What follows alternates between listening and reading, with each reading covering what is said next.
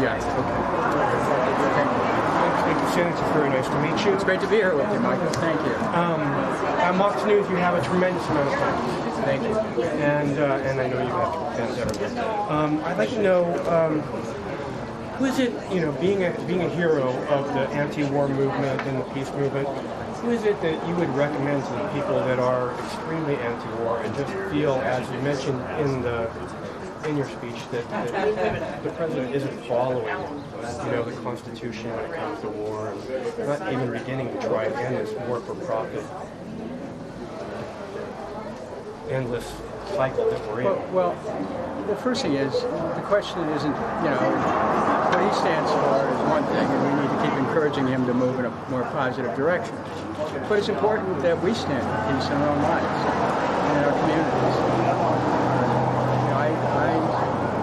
I've spent a lot of time studying the principles of peace, studying the life of Christ, of Gandhi, of Dr. King, of Dorothy Rankin, of Dorothy Day, and really meditating on what approach can we take in our own lives to try to make this a more peaceful world. I think about that all the time. And so it begins with us. Now, when you're a member of Congress, you can also have a voice to challenge war if you start to see it percolating, to challenge the illogic that propels war, which is what I do, and what I hope to continue to do. So do you have a recommendation for those of us who, like yourself, are about peace and would like to see the country move more in that direction? When you see war around you, you hold on to peace for dear life, and you express peace in your personal relationships. You think peacefully, you speak peacefully, you act with peaceful intentions. But what presidential candidate should we really get behind? I'm not going to get into that because that's politics, which I just stay focused on the policy. Okay. Thank you so much. Well, can you tell us something about? Thanks very much. I appreciate it. Well,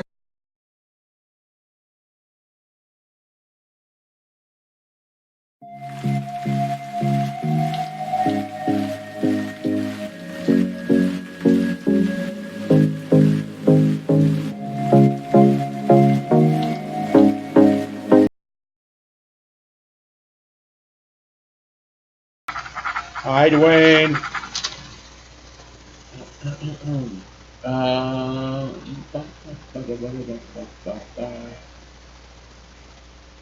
Okay, I guess the sound is okay.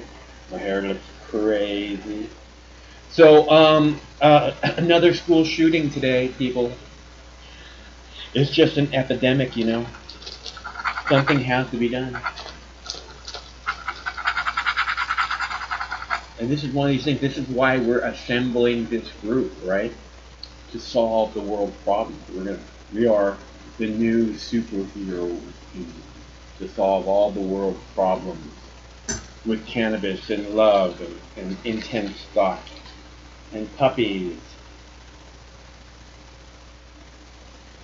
Okay.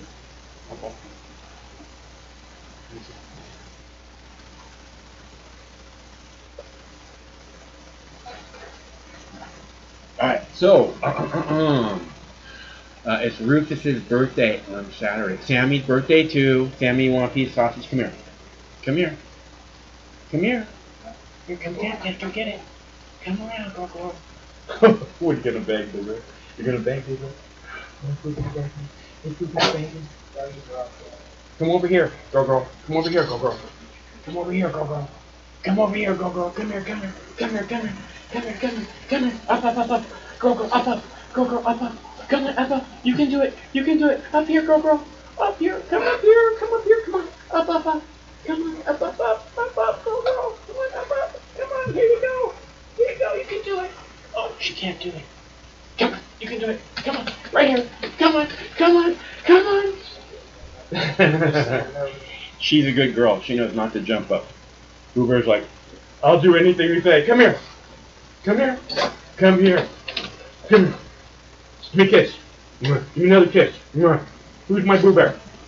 Who? Come here, come here, come here, come here. Come here, come here. Come here, come here, come here, come here, come here, come here, come here. Up, up, up, up, up, up, up, up, up.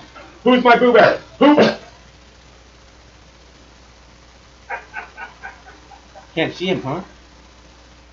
Oh, okay, there he is. There's that Boo Bear.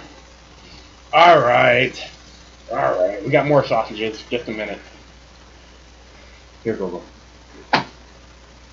We'll work on getting the girl in the picture. Craig's working on a second camera, so we're going to get a doggy cam here. Any day we'll have a doggy cam. Man, my hair is looking crazy. All right, so what will we do about these horrible school shootings? I know, let's put puppies in the schools. I'm a big Second Amendment guy. I don't think that trying to take away gun rights is going to solve any problems. I just don't. It's not the way I was raised. It's not the way I understand the gun issue. So, what now? Oh yeah. He eats brownies. He gets he licked the brownie spoon the other day, man. Rufus is a serious stoner. Oh, buddy. That's why he's so young and happy. Come here, come here. Come here, come here. All right, come here, come here, come here. Come here. Okay, this dog right here is going to be 11 years old. Come here. Up, up, up. 11 years old on Saturday. Come here, come here. Where are you going? Come here, come here, come here, come here, come here, come here, come here. Look at him. Look at him. Look at him. What a beautiful baby he is. Okay, want to do the girl? Ready to do the girl? Got the puppy cam ready? Girl, over here. Girl, over here. Can you see her? Come over here, honey. There's my girl. She's my girl. You see how gentle these dogs are? Remember the Rottweiler? Yeah, I try and do that with the Rottweiler. So, anyways, we're starting up a cheeseburger fund because it's Rufus's and Sammy's birthday on Saturday, and we're going to the doggy park because I'm out of doggy poo bags, and I steal the doggy poo bags from the doggy park. So, we're going to the doggy park to get doggy poo bags, and we're going to get cheeseburgers on the way home, and I will film Rufus and Sammy eating cheeseburgers on their birthday. We'll put it on the green screen. It'll be so cool. You're going to love it. Okay, so where were we at? Oh, right, the horrific school shootings. Oh, my God, what are we going to do? I really don't think this is that difficult a problem to solve. The problem is they're not trying to solve it. In Israel, every teacher packs a sidearm. Every teacher has a gun.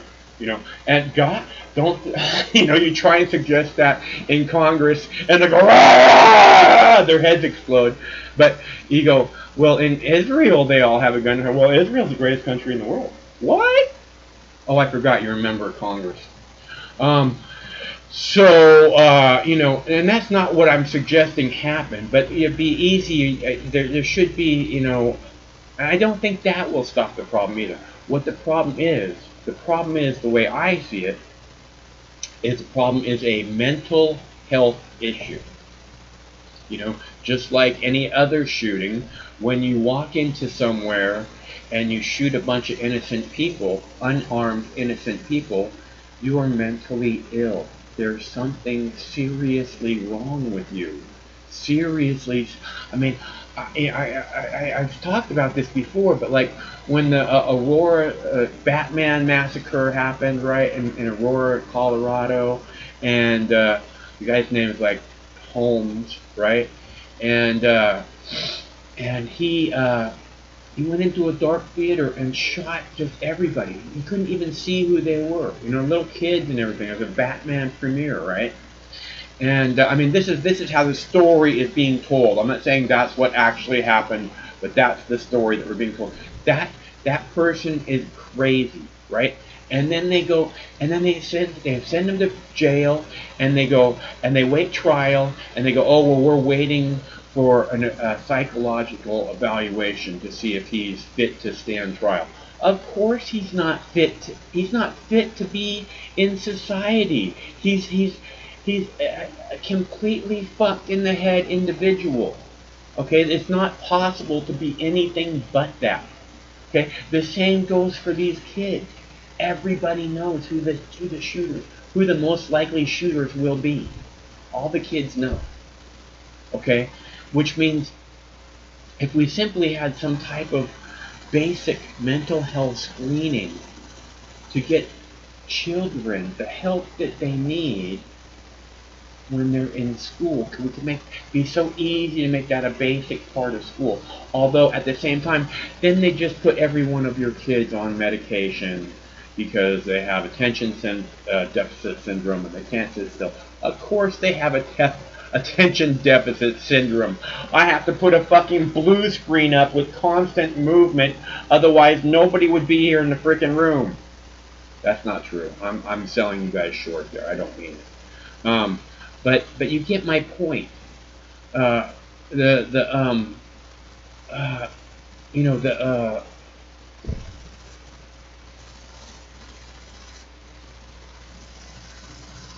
It's a mental health issue. I've said this again and again. You can't be a sane person and do this to other people. It's not possible. It makes it. You have to be broken. You know. I mean, and I like that you're broken.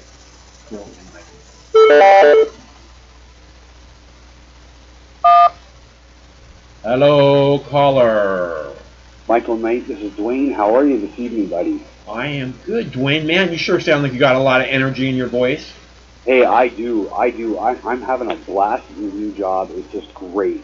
Cool. Congratulations. Congratulations. Thank That's you. really Thank you, great. Donald Trump, because, what's the saying? Rising ship brings in the tide. I don't know what it is. Something like that, you know? Like, Canada's just getting rich because of your president. And thank you for voting for Donald Trump, people. Anyway, all right, I don't want to get into that. But you know what? Yes. It is great. Canada's ship is rising because of the American president. Period. End of story. Stuck on that. Everybody. But let me say something about this. I thought of a way, and I use this argument all the time when I'm trolling CNN and trolling libtards, right? Uh-huh. I know how to make you rich, Mike. Okay. Invest in pharmaceuticals. Invest in antidepressants. With all these school shooters, Uh-huh. invest in Zoloft and Paxil. Invest in the companies that make them. I don't know. GlaxoSmithKline, I guess, makes one of them. Who makes the other one? I don't know. But you're going to make a fortune, especially if Trump wins 2020. Uh-huh. But invest in antidepressant manufacturers right now, because you're going to make a 400% profit when Trump wins again because of this awesome economy. Because all the libtards are going to cry and they're going to need to see it shrink, right? And they're going to get given Paxil and Zoloft and all that stuff, right? I'd rather sell cocaine, Dwayne. Okay. I don't sell drugs. I've never sold drugs, and I wouldn't sell drugs because it's not worth trading my freedom for a little bit of money, which is why I don't go out and work. This thing with the drugs. The Paxil is as bad. That most of the shooters have been taking drugs like those. I know, but you're talking about mental illness. Last thing I want to do is make money off of something like that. That's like me being a war profiteer or something. But the only thing they're going to give these kids who commit mass shootings are Paxil and Zoloft. Okay, so when you're talking about they have mental issues, what do you think they're going to give them when they diagnose Dwayne, it's them not with a matter of giving them any drugs. It's a matter of them being on the radar and saying, okay, this kid is an issue and it's getting worse and we need to pay special attention. You know what I'm saying? Because they just act like these kids aren't even on the radar, but everybody knows who they are. So Yep. they actually are on the radar, but there's nothing being done because we're not addressing this mental health issue where these kids are having like an epidemic of suicide apparently, and then this school shooting bullshit on top of it. Well, these 15 and 16-year-old kids walking around in black trench coats in high school is a start. Like the shooter at... Yeah, wouldn't you want them talking to a mental health professional? I mean, you know, if there's an issue. Look, and this is the thing, you know, this whole thing with like, you know, oh, should we give illegal immigrants free health care? This is a national security issue. Okay, healthcare is a national security issue. If there was actually an epidemic, like when they had the swine flu a few years ago, and it was like an epidemic of swine flu, and the World Health Organization was going crazy. Swine flu is going to kill us all. You know, if it was actually an epidemic and people don't have access to a hospital, then they're going to flood the fucking emergency rooms. You know, don't have access to a doctor, they're going to flood the emergency rooms. It's just going to spread the sickness everywhere. And on top of that, you're going to have people waiting in line, and then you're going to get some serious fucking shootings going on because somebody's going to be walking in there with their little girl and like, I'm seeing a doctor right now, or I'm going to start motherfucking shooting people. You know what sucks about healthcare in Canada? I'll just give you an example, all right? My daughter, when we were making our own relish with the cucumbers that we grew from our garden, right? So we're using basically like a sausage, even though I'm not into sausages, but you can put cucumbers in to grind them up just like sausage, right? Okay. All right? She sliced her finger really bad. She stuck her finger in there, and my other daughter just kept grinding. So, and you know what? We went, a 3-year-old girl, okay, crying with this huge gash in her little finger, okay? You can see the muscle coming out, the gash, right? And it's nothing in Canada. Here's the problem with Canadian healthcare. It's nothing but old people needing their medication, and we have to wait in a line. And a doctor should be used for things like surgery and broken bones and stitches. Okay, we're the only person in there in a hospital room full of 50 old farts that need their medication, and we're 51st on the list for someone. You know, doctors don't even know how to sew stitches anymore. You'd think that a 3-year-old girl crying would get her to the front of the line because she's got, you know, she needed 3 or 4 stitches anyway to close the wound. Okay, like period. So you think that doctors. Now, you know what that stupid-ass doctor, the first thing he said to us in the Canadian emergency room was, is she up to date on her vaccines? He didn't say, how did this cut happen? He said, is she up to date in her vaccines? I looked that stupid idiot square in the face and said, yes. Yeah. And you know, I have no problem lying to these frauds. Not at all. Yeah, no, I mean, you talked about that before, I remember, and I mean, and that's exactly, you're making my point. I mean, you know, you were able to keep a cooler head, but there's going to be, you know, when there's obviously people getting sick and dying, you know, there's going to be people who are bringing their kids in and saying, now or you die, you know, you make this better or you die, because that's how people are. Well, the big deal. They're not going to wait. They're not going to 50. They're not going to wait 50 fucking people. You know, and that's when there's not an epidemic. And what the problem that you're describing, Dwayne, tells me that there just needs to be like senior health care in Canada.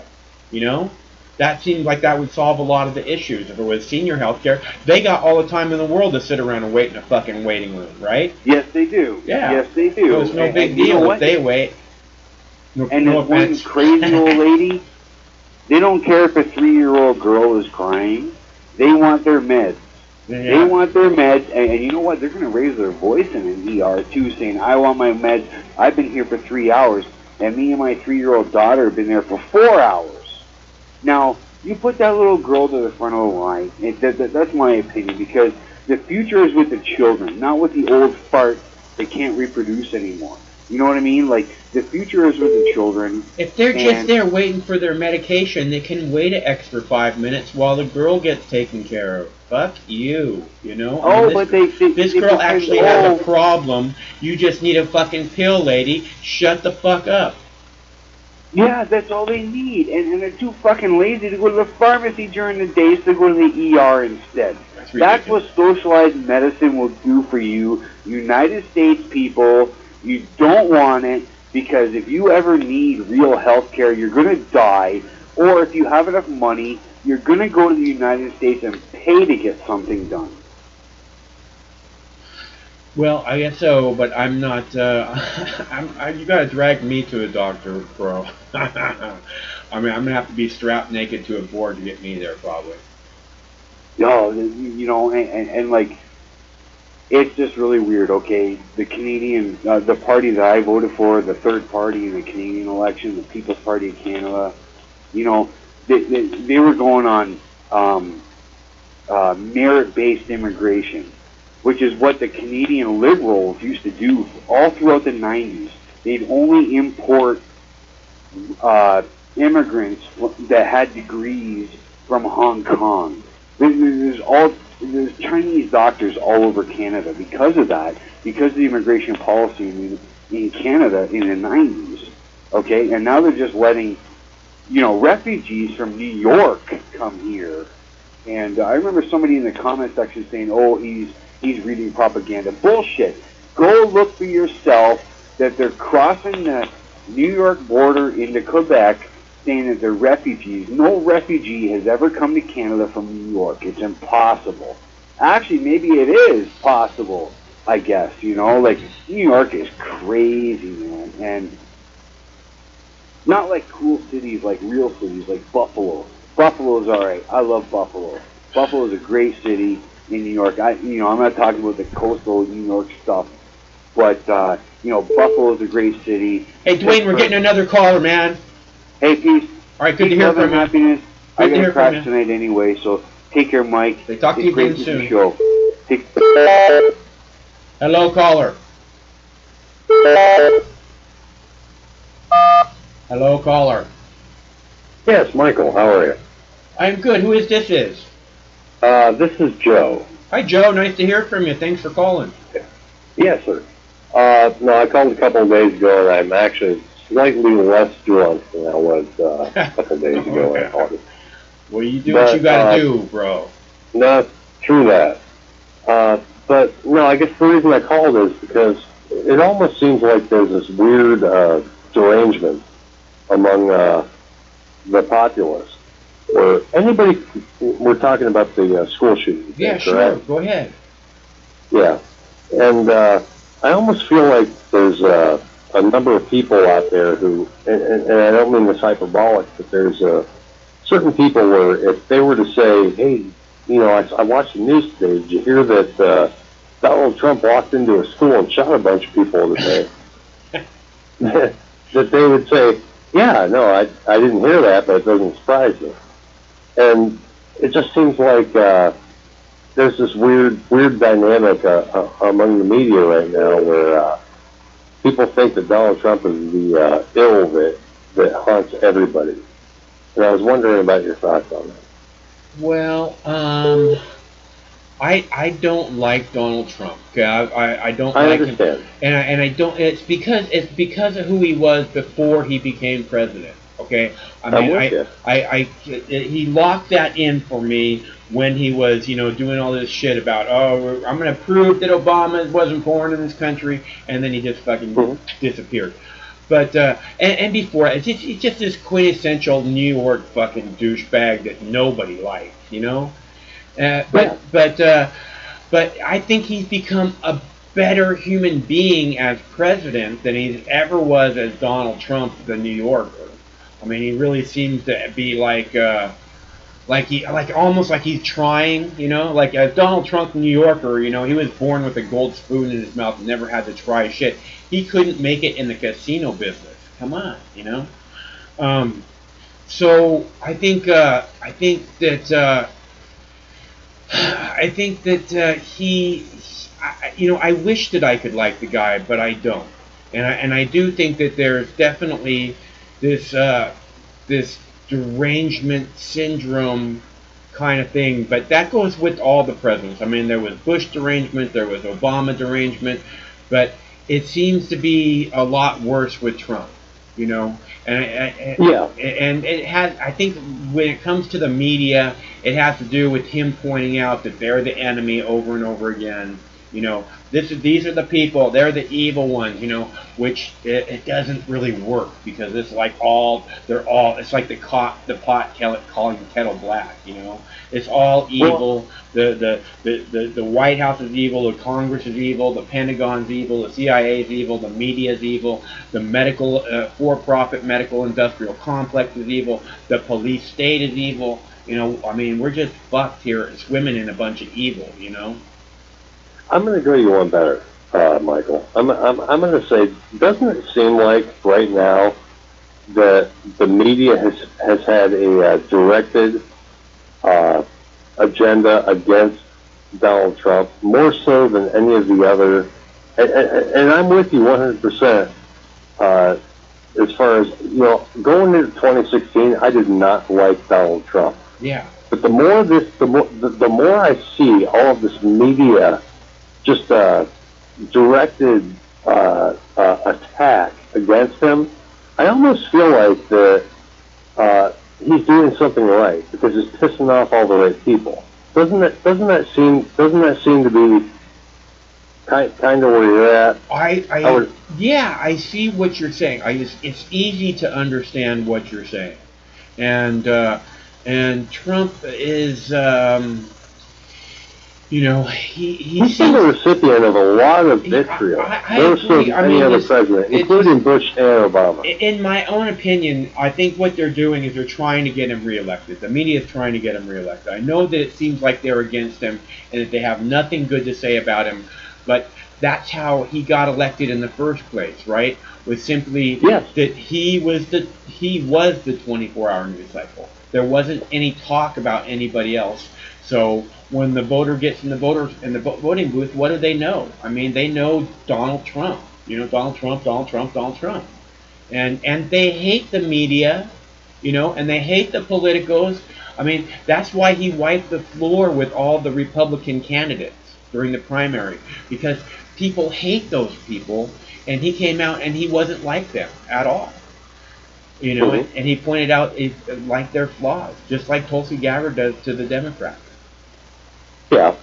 I guess, I think it's really weird, this whole weird social and political dynamic that's going on right now, especially with the, we've got what, 3 years now of investigations. Now they're going forward with impeachment. And it just seems like this very contrived sort of weird, we're going to get Trump now. And dude, you didn't get Trump fucking 3 years ago. So what do you have now to tag him on? I completely understand. I get exactly what you're saying. I think that the media is making a huge mistake. I think the Democrats are making a huge mistake. I think that if you actually want to beat Trump, the best way to do it is just to ignore him and let him do what he's going to do and highlight the good that, could be being done by someone better suited for the job. But that's not what they do. And put forth a candidate that can actually compete against him. Because honestly, there's nobody in the Democratic field right now. The Democratic Party right now is not the Democratic Party of 30 years ago. Mm-hmm. I think Tulsi Gabbard has a really good shot of beating him, but I think that the Democrats are doing everything that they can to keep her from getting any kind of a foothold in the race. So I like Tulsi on foreign policy. I don't agree with her on anything else. Yeah, well, I think that there's she said all Americans have to stand up for 9/11 truth. She said that. Yeah, and we talked about that the other night when I called in too. And I think that's something that, like I said, I've been waiting a long time to hear, and I think that with that and I think that I'm not the only one who's been waiting a long time to hear that, and that would be kind of a rallying cry if she was actually to be speaking like that during if she was to become a nominee and continue to speak like that. That would be a rallying cry to every American, or not every American, but a hell of a lot of them, you know? Sure. Yeah. Yeah, but even with that, though, I think that would also put off a lot of the electorate, because a lot of people are still in the dark on that, and they don't want to accept the fact that Saudi Arabia and Israel and all these other nations all these nations that we currently support. Yeah. Would have possibly been involved in some capacity on 9/11, and I just don't think Americans are ready to hear that. And I think they reject it. It's entirely possible. I know what you're saying. I think that it's much easier to be in the dark than it is to understand the true evil that we face. Because then you have to rethink your entire world, and most people would rather just be, the United States is the greatest country in the world. Or the Pentagon. It's not the United States. There's nothing wrong with the United States except for the Pentagon and the Congress and the White House. If it were not for these unaccountable agencies, agencies that have no accountability, they have no oversight, and no accountability, and it don't seem to represent the American people in any way. Well, they have no reason to. Yeah. Because they're not elected officials. They're people who have been, spent 30, some odd years in an agency that has no accountability.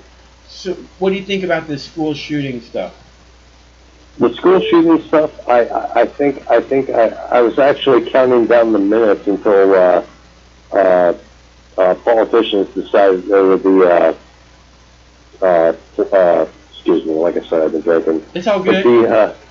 The presidential candidates started to be exploited like they exploit every other tragedy and turn them into agenda-oriented talking points. It seemed to take about an hour. No, I thought 15 minutes on Twitter.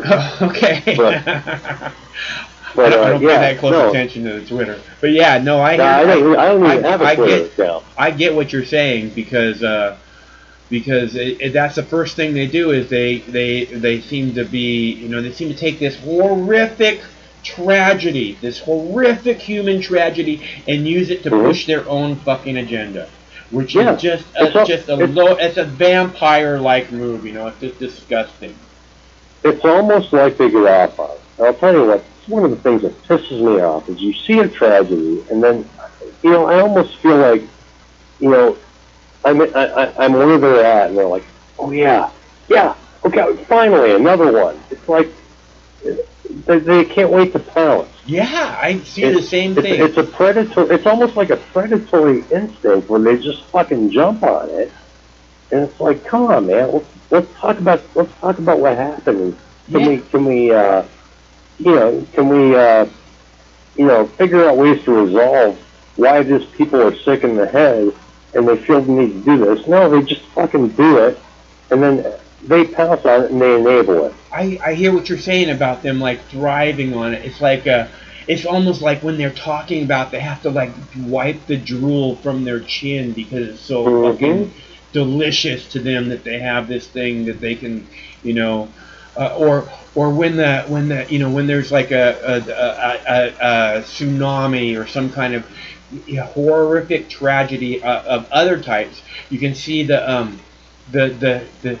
news commentators, and they'll be like, oh, has the death toll risen yet? Like you can see that they're just the anticipation of it in their eyes, like it's you can almost see the bulge in their pants rise up. Yeah, it's a very sick way of commentating on this sort of thing, and it pisses me off, honestly, quite honestly. But do you think there's anything that we can really do about this school shooting stuff? No, I don't, because I think this sort of thing, it's not about school shootings. I think it has more to do with cultural decline, where we see media coverage that sensationalizes it, and you got 24-hour news coverage of this, and then I think that's what drives it. I think the vast majority of people who who feel downtrodden and have no way out are the ones who see this and they say, well, this is the way I can live on through 24-hour news coverage. And I think that's what drives it. I think the coverage is what drives it. Yeah, when they had that shooting at the Walmart in El Paso, and and I remember like Chris Cuomo went down there to El Paso, and he's like doing live interviews like in the parking lot or something, like close to somewhere where they had like a memorial set up, right? And you could just see it's like these people are sick with this stuff. You're right. It's just like somehow they want to be part of it. I'm going to go down there. I'm going to be part of this. It's going to make the people are going to know who I am because of this. It's just gross. Mm-hmm. But I think that there is stuff that can be done. I think that this whole shooting innocent people is a sickness. It's a mental health issue. And that I agree. And that if we had some kind of mental health, if we're not going to get a single payer type health plan where everybody's covered, so that then we have to find some kind of way to have it in schools so that there's like a mental health screening, just like, because it's obvious, like Dwayne's saying, with the guy walking around in a black trench coat, that doesn't necessarily mean that there's something fucked up there. But if it's 80 degrees outside and they're walking around in a black trench coat, you want to talk to them and say, hey, I love your style, but this is a little bit weird, man. Well, I'll tell you what I think, Michael. I think that the best solution is preventative maintenance. And the way I look at it is, I think Ohio, I believe, already implemented this, but I think that the best way to deter anybody who would want to come into a gun-free zone and shoot up an area where people are armed is to find people within that zone that are willing to take firearms training classes on maintenance and usage. And I'm talking about schools in particular, where if you have teachers, like, well, for instance, I live in northwestern Pennsylvania. Mm-hmm. I live in a very hunting-oriented outdoors area where most of the community has firearms. And if you were to train people that were willing to take the training, I think firearms on the premises would be a good deterrent to keep people from coming in and wanting to shoot ducks in the barrel. Like that's where I started with, is that all the teachers in Israel carry sidearms, Mm-hmm. And if this is an actual real threat that we have going on in our country, then that is an appropriate action, I believe. Is it not all of the teachers, but the ones who are willing to you want to have take the classes. A percentage of them. Not just the ones that are willing, but you need to have kind of a percentage. Like there needs to be like a percentage. Like if there's 1,000 students, and you need to have, and however many teachers, you need to have a certain percentage cover the area. You can't mandate it. Yeah. You can't mandate it. No, I hear you. You can't mandate it, but you can make sure that there's a proper amount of coverage on the ground. There's a strategic way to make sure that the grounds are covered, and it just doesn't seem like it's being addressed. But you're right. You can't make someone carry a gun who doesn't want to carry a gun. I absolutely agree. Nor should they, because if they don't want to, they probably shouldn't have one to begin with. No, I don't think so at all. I don't think a lot of people should have guns that actually have guns. Right. But I do think you can look that direction if you don't have enough teachers that are willing to carry guns, that you might want to hire some of them that would do that. Some extra help. Yeah. Because you are going to need a certain percentage in order for it to actually work. But I think that's just a first step, because I think that honestly I think that might just make it more challenging to the person that was considering doing this sort of activity. And I don't think so.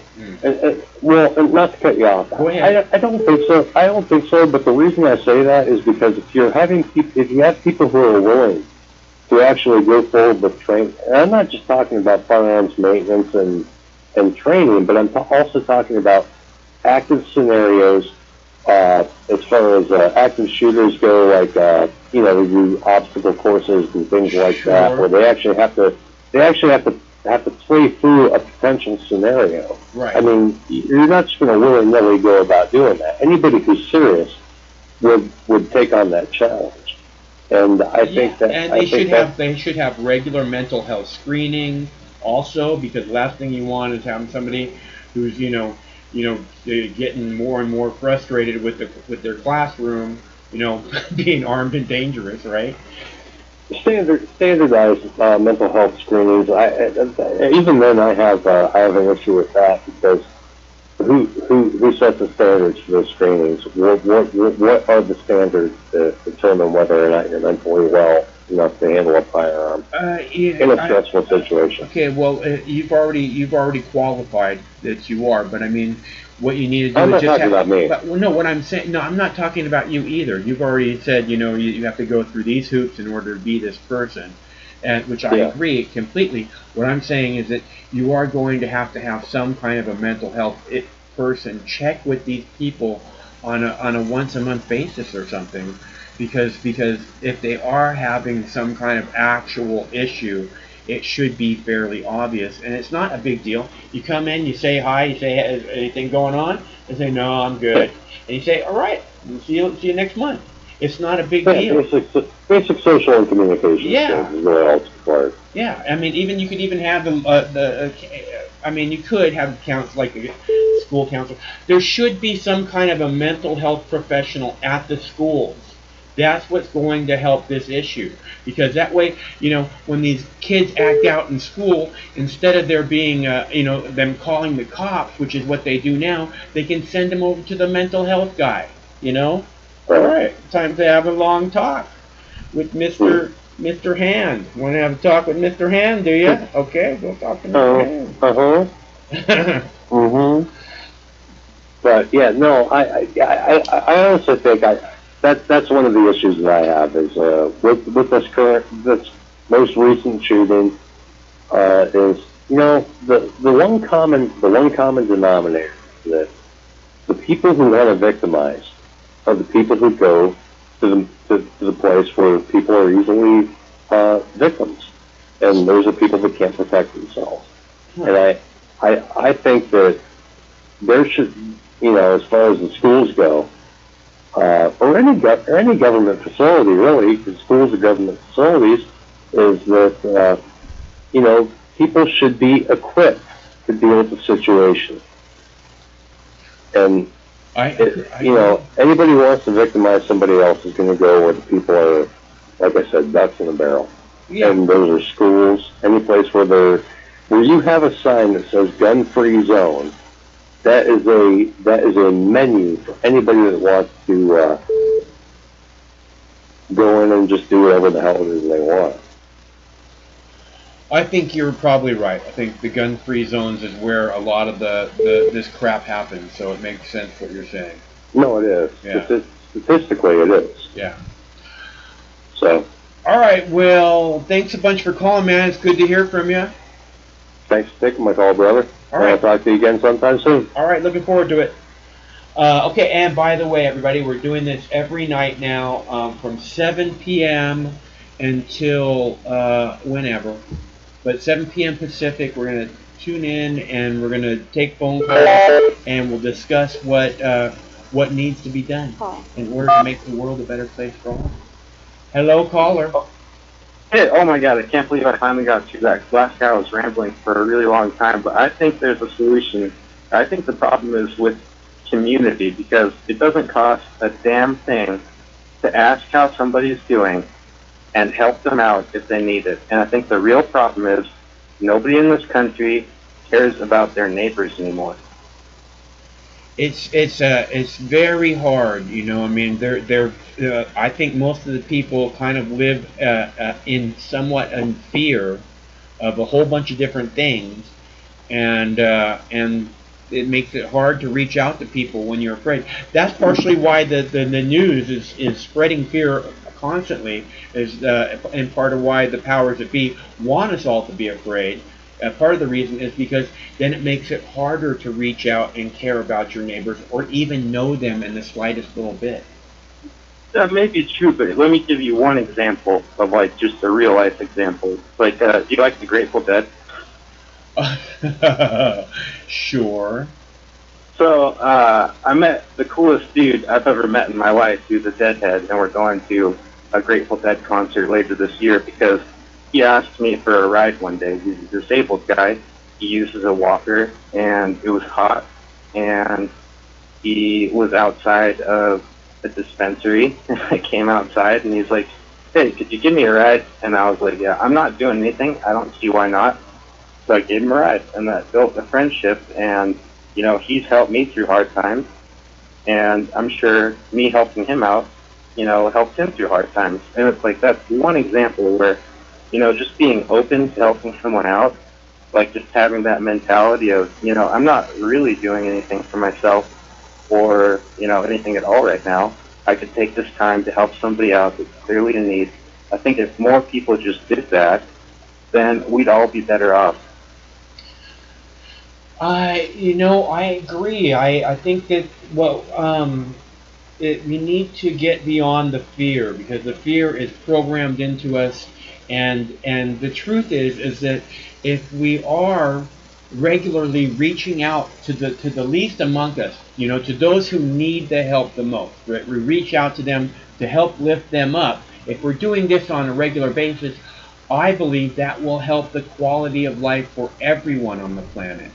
Because yeah, and I think I definitely agree with you more so on the providing health care to people as a national security issue, because when people go into debt, they go crazy, man. Like, you know, when people don't see a way out, yeah, they either want to kill themselves or hurt somebody else or steal something, which also hurts somebody else, because theft, you know, theft is not a victimless crime. You know, if you steal from someone else who is also poor, and you steal something that's their livelihood, that could send them on a downward spiral. So it's like, you know, we need to be taken care of. Definitely, I think we should have like a single payer option. And that other guy before the last caller that was talking about healthcare, it's like, dude, we don't need to get rid of the private healthcare industry. People from Canada can still come down here and pay for private doctors to get treatment, but we need a single payer option for people who are so poor. Like, I'd pay $500+ a month for healthcare, but I can't afford to meet my deductible to get a lot of the treatment or whatever, you know? Yeah. So it's like catch-22. There's no way out for people that are even below me. Like, and I'm able to survive, but it's hard, you know? Well, to act like healthcare should simply be for those who can afford it is a sign of a very, very sick society, in my opinion. Yeah, but I don't think that the solution to this issue with the school shootings is to take away the guns. And I'm a Democrat, and I'm a liberal. You know, I feel like a lot of people say that, you know, it's one side or the other. It's like there's many places in between, but the only places that get focused on in the media is the extremes. Yeah. And we need to realize that the average American, like, I don't like the Democrats or the Republicans anymore. Yeah. I tend to vote liberally. Yeah. But, you know, I think we need to stop focusing on what the media says and start talking to our neighbors and really seeing what the problem is, because I'm assuming you live in, like, Seattle, I live in Oregon, and so we probably have some of the same issues, like, with our state. You know, the infrastructure hasn't really grown, even though the population has boomed and there's a lot more tax revenue. And that's an issue that affects everybody.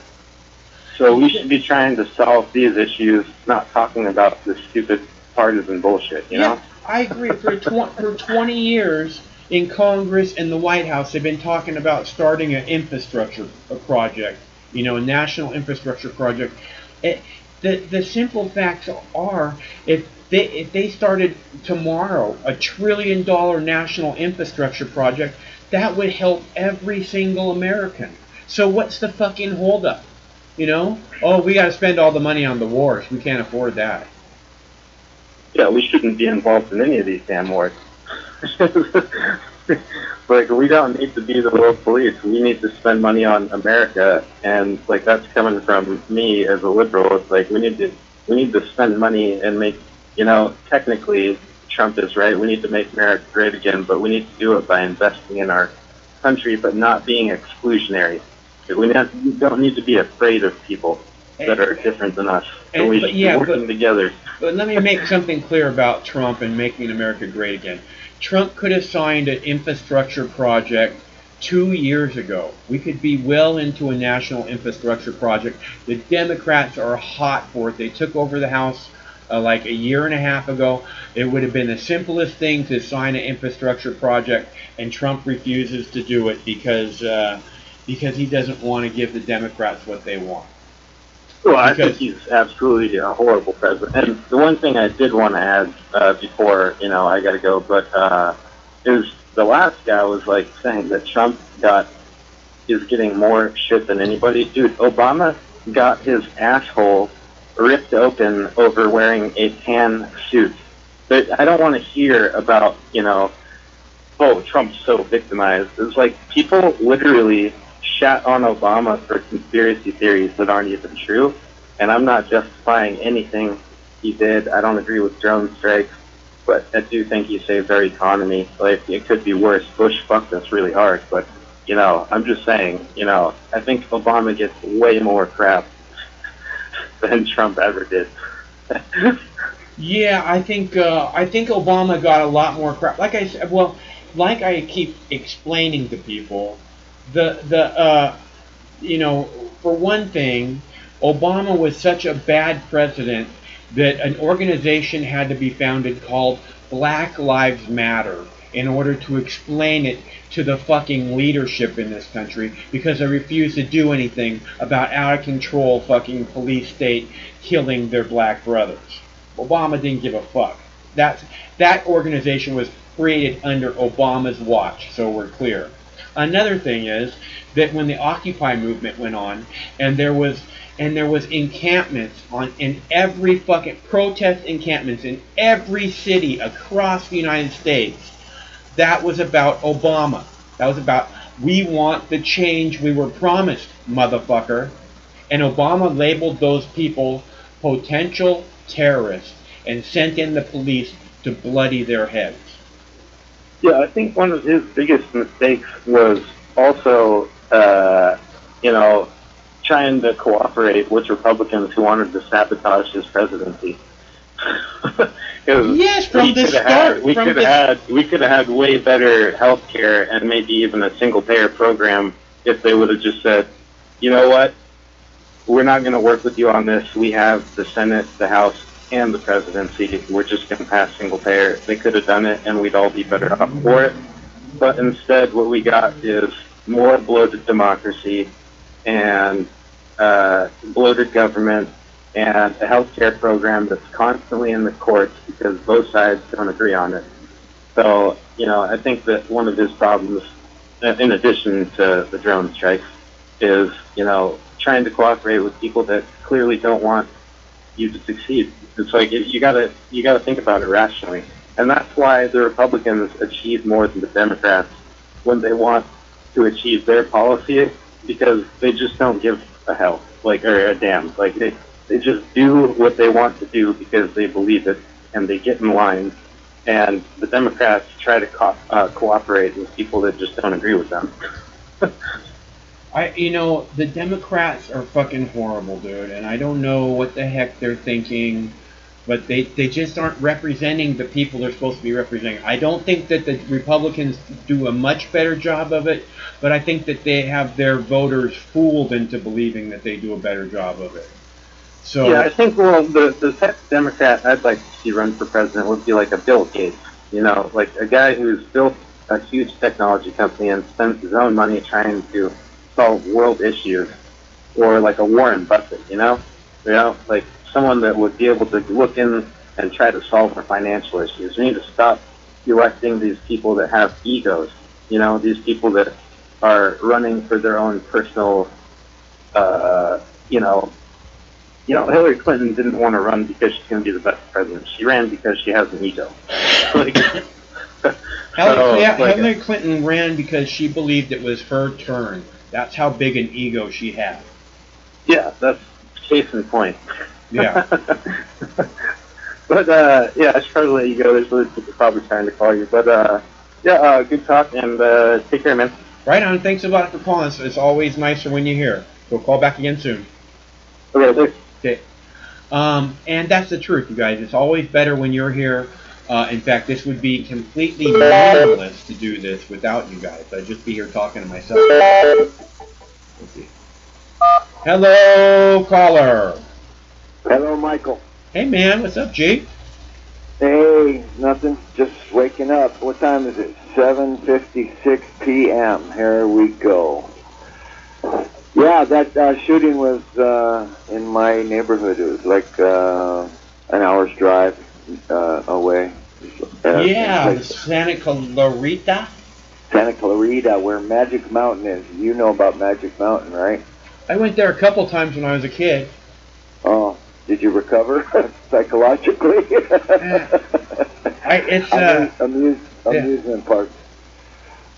But the last caller, the young man, is totally wrong. You know, Obama was the biggest criminal besides Bush, really, even greater than Bush in a lot of ways. He gave all that money to the banks. It ends up being trillions and trillions of dollars. He sold out the American people. He re-implemented the militarization of America. He took away our freedoms. He passed laws that maybe they haven't been enforced yet, but they're on the books. They can throw us into camps. He was promoted and elected by Jewish rabbis in Chicago who control the political situation in Chicago. And he was, before he was even elected, the Jewish rabbis were saying, he's going to be our first Jewish president. But every president, no matter how corrupt they are, when they get into office, there's this little thing inside of them that says, hey, I'm a president, I got to do some good things, But, so Obama was not supportive of Palestine necessarily, but he did criticize Israel's butchery of the Palestinians. He did suggest to go back to the 1967 borders, which I've never heard any other president say that. So you're getting a mixed bag with everybody, but if you think that your presidents are elected and not selected, you're missing the whole game, man. Every president is selected, and it's not by you, and it's not by the population. It's by the corporations, and it's by, the important, powerful bankers who really run the country, and they say, which puppet would the dumb American population like to see on the TV this decade, So they got the hillbilly from Texas who got us into a war. They got the guy from California, the actor from California who squeezed America economically, trickle down, trickle down, trickle down. They got the blackface, Obama, the supreme black intellectual, but of course he was trained and cultivated and nurtured and fostered by forces that we don't even really know exactly what those forces were. And now you've got this weird-ass orange fucking clown who they obviously don't like, because this is what the caller was wrong about. Trump has taken more shit than even Obama. And the reason for that is that he is partially saying maverick, so to speak. I'm not saying I like him. I don't like him. I know you don't like him, but we're wrong if we think Obama was our friend. But right. When you see him being attacked again and again, it's almost like, and then being attacked on like ridiculous levels compared to the last few presidents. You know, it's almost like you feel like you need to defend the guy. I'm telling you, they're trying to get him reelected. No, I think you're missing the point on that. I think it's a legitimate. They're not trying to get him elected. The impeachment proceedings is not trying to get him reelected. All the negative publicity is not trying to get him reelected. I think it is. No, I don't think so. It was all negative publicity when it got him elected the first time. Well, no, that's not what got him elected. What got him elected was the fact that he was running against an unelectable opponent, that evil black witch that everybody hated. That's one good point to run on. If your opponent is unelectable, that's pretty good. Yeah. But he said all the right things, like he talked about the Federal Reserve. He talked about throwing Hillary in prison. He talked about all kinds of stuff. Right. That we wanted to hear. I mean, after Obama was like, we have to look forward. When anybody asked him about throwing Bush in prison, you know, hearing somebody saying lock her up is probably music to their ears. Yeah. Well, Trump is you know, most of the presidents are psychopaths, and Trump is just a narcissist, and that's a couple of notches down below a psychopath. Okay. Right. I hear you. I think I see the same thing, and that's why I wish that I could like the guy, because he doesn't seem like the same fucking psychopath that we're used to.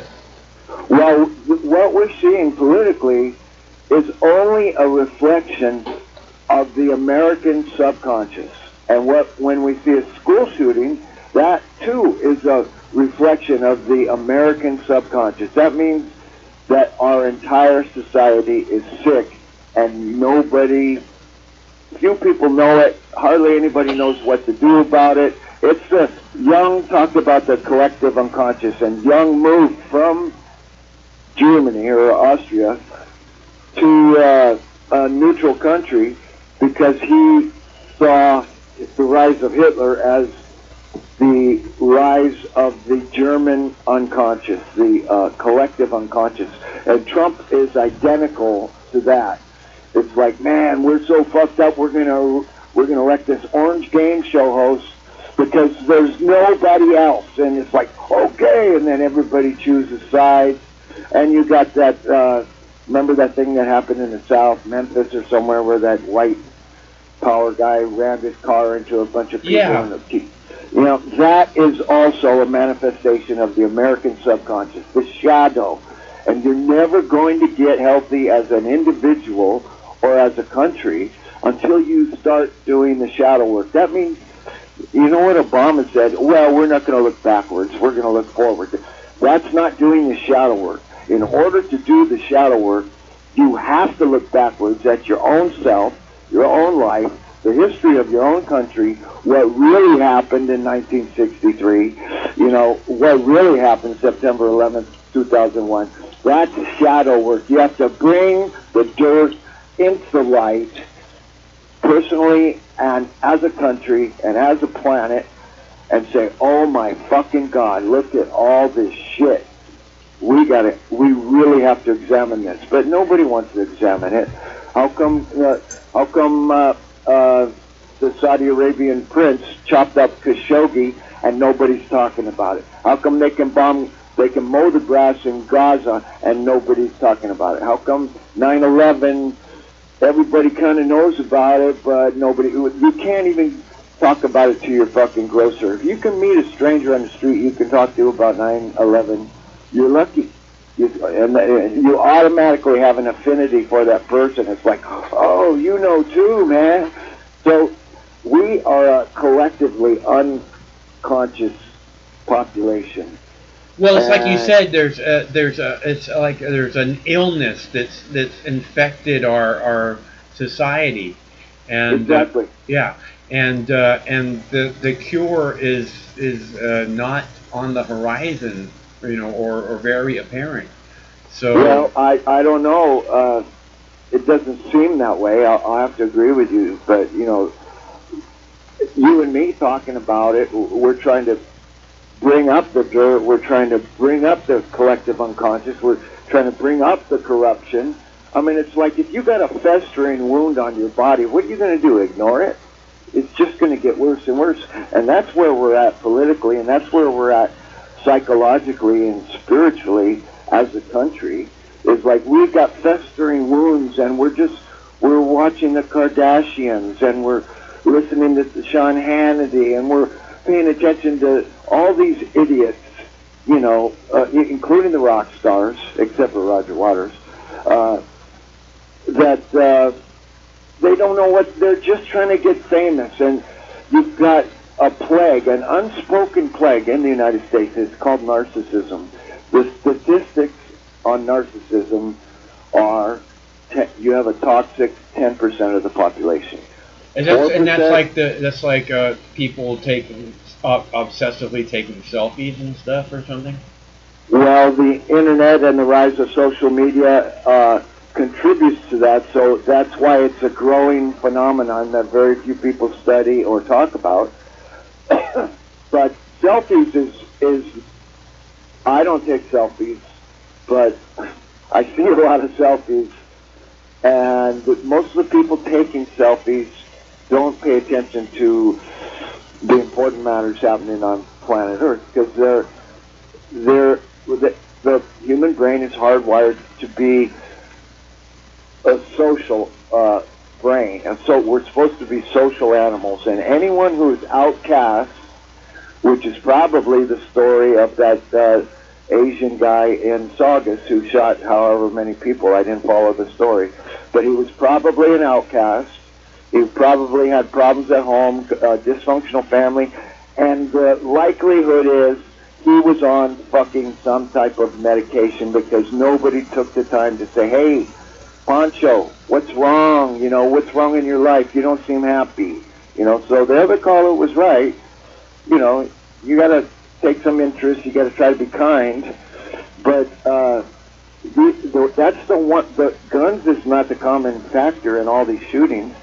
Fucking these psychotropic medications that are pushed on us by the pharmaceutical industry, that's the common factor, and a lack of knowledge in psychology and sociology. We've got 10% of the population, 4% of the population is sociopathic, and 6% of the population has narcissistic personality disorder like Trump. And it's growing, and those are 2015 statistics. So it's probably gone up 1 point per category. So that's why we have these shootings, is because nobody's psychologically or emotionally healthy, and nobody's interested in being informed or kind enough to try to get other people psychologically healthy. But you're doing it, and I admire it, you're doing it by just pushing the kindness and the inclusivity narrative in your call-in show. You're doing it. You're not making people psychologically unhealthy. If you were, Bill O'Reilly, and you were always attacking your guests, I would say you're contributing to the planetary trauma or the political trauma, but you don't do that. You're an inclusive guy, and so this is you have to be the change, and you have to do the shadow work, and I don't know the casualties, I don't know the details of the shooting in Santa Clarita, but I saw the story, and I learned it was a Chinese guy, and there was, I don't know how many deaths. Somebody else knows all that. I know at least one person died. Maybe 6 people died, including the shooter. So I don't know if he shot himself in the head or was shot by the cops. But, I leave those kind of fascinating things to other people. But I do study psychology, and I do know about shadow work. And I know we are an insane country, like John Lennon said, run by insane people, and we're not getting any healthier. So healthy relations is a good thing. You want to try to keep all your relationships healthy, and you want to try to stay away from caustic, harmful, gaslighting behavior, and just speak kindly to people. You know, if you want to check the mental health of America, just look at the chat room. Your chat room right now. I'm not watching it, but I see there's a lot of insults going on all the time in the chat room, and sometimes I make fun of this person or that person, but not too mean. But yeah, it's a tragedy what happened, and it's going to happen again. So instead of blaming it on guns or on Trump or on Obama, or we have to blame it on ourselves, I think, because we're not a mentally healthy society. Go ahead, Michael. I just think that, again, it's a mental health issue. I don't think that, I mean, tell me if I'm wrong. Do you think a sane person can walk into an area and shoot a bunch of people that he doesn't know or she doesn't know, a bunch of unarmed people, including women and children? Do you think that there's any way that person can be considered sane and do that? No, this kid was not sane. He was traumatized, and this was his last call for help. And this is what I'm saying, is that if there was some kind of a mental health thing where the kids, you know, on like once a month or something, where, you know, they talked with dude or doctors, you know, Chicky Pie, you know, there would be, you know, at least you'd have a screening where you'd be like, okay, this person's having, I don't know. I mean, I hate this public schools. And there's always been, for me, it was never a good thing, you know. And if they had had some kind of mental health screening, they probably would have. I mean, I told you guys, I got the first day of kindergarten, I got sent home with a note that said, I'm not welcome back until my mom has a meeting with the principal, and it says, does not play well with others, you know. And it's not true, but I mean, I still have issues with that. But you know, so I dread the idea of some kind of an official, you know, labeling the kids. But this seems like a real basic way to screen these issues out, because if this is an actual thing that's happening, okay, which I'm not saying that it is. But this is what we're being told, that it's an actual thing that's happening on a regular basis. They're making all the kids do shooter training drills now. All of them, everywhere, all the schools. You know, that's a major mental trauma, in my opinion. Yeah. In addition to that, I'm not going to argue with that. In addition to that, you know, I haven't been in a school for many decades. My kid is 36, so it's been a long fucking time since I was in a school. But I don't really trust the skill or knowledge level of school counselors or school psychologists. I think it's like a factory where the kid comes into the psychologist's office. How you doing? Yeah, everything's okay. Huh?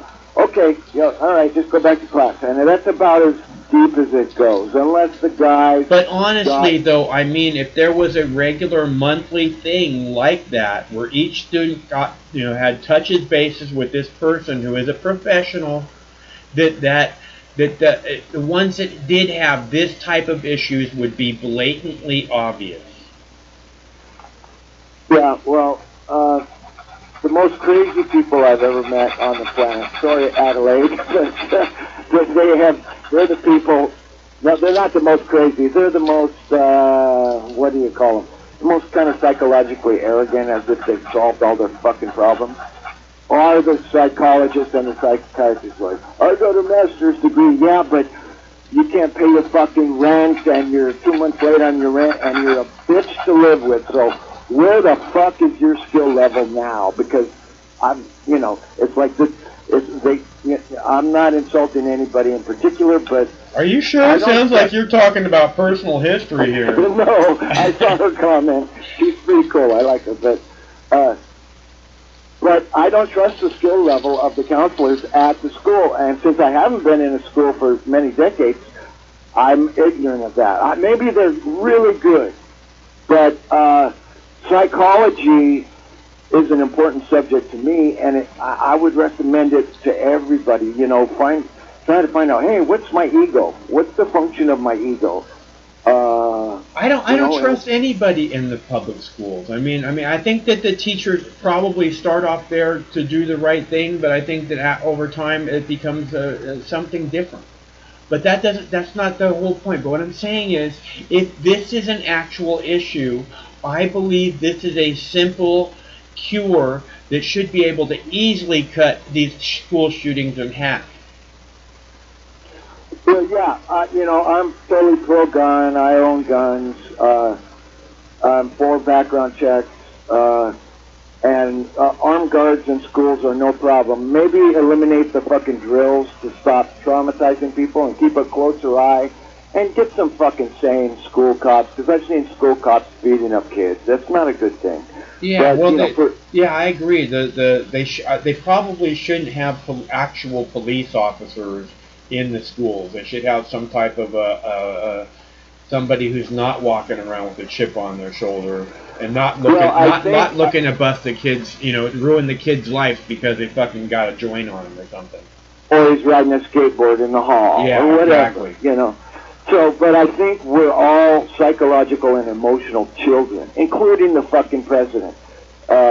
And we really need to grow up, and the only way you're going to do that, this is how you become psychologically healthy. These are some of the signs of being a psychologically healthy person. Is number one, self-reflection. Psychopaths have no capacity for self-reflection. So, what am I good at? What am I bad at? What do I have to look at? Did I do something wrong? Am I okay? You kind of have to start there. Am I okay? And okay, what is my surrounding? You have to get it a little bigger. Am I living in a dysfunctional family? Am I living in a dysfunctional school? Am I get beaten up by the kids on their way to school?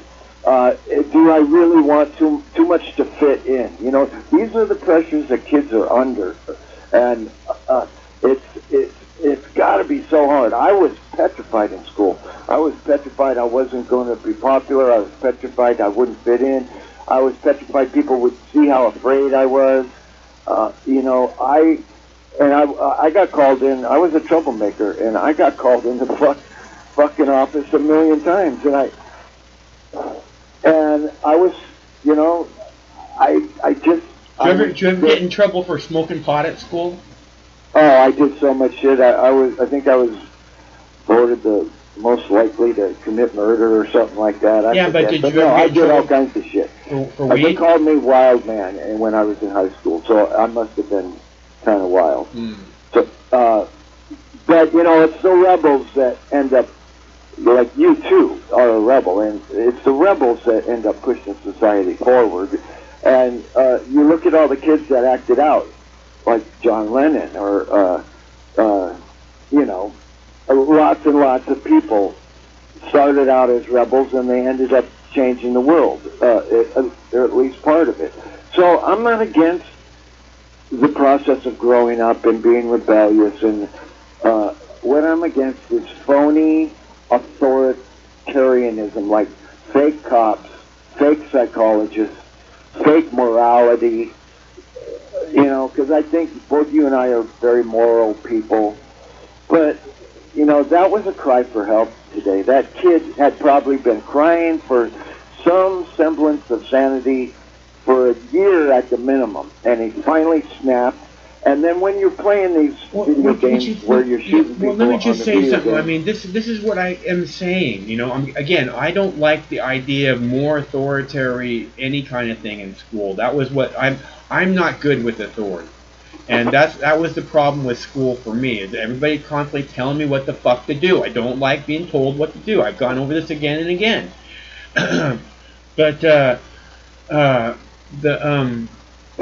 oh, damn it, I lost my train of thought. Well, I grew up in a dysfunctional family where... Well, you were saying this kid, he was probably crying and reaching out, and what I'm saying is if there was just simply in the school someone that he touched bases with on a regular basis to say, hey, is everything okay?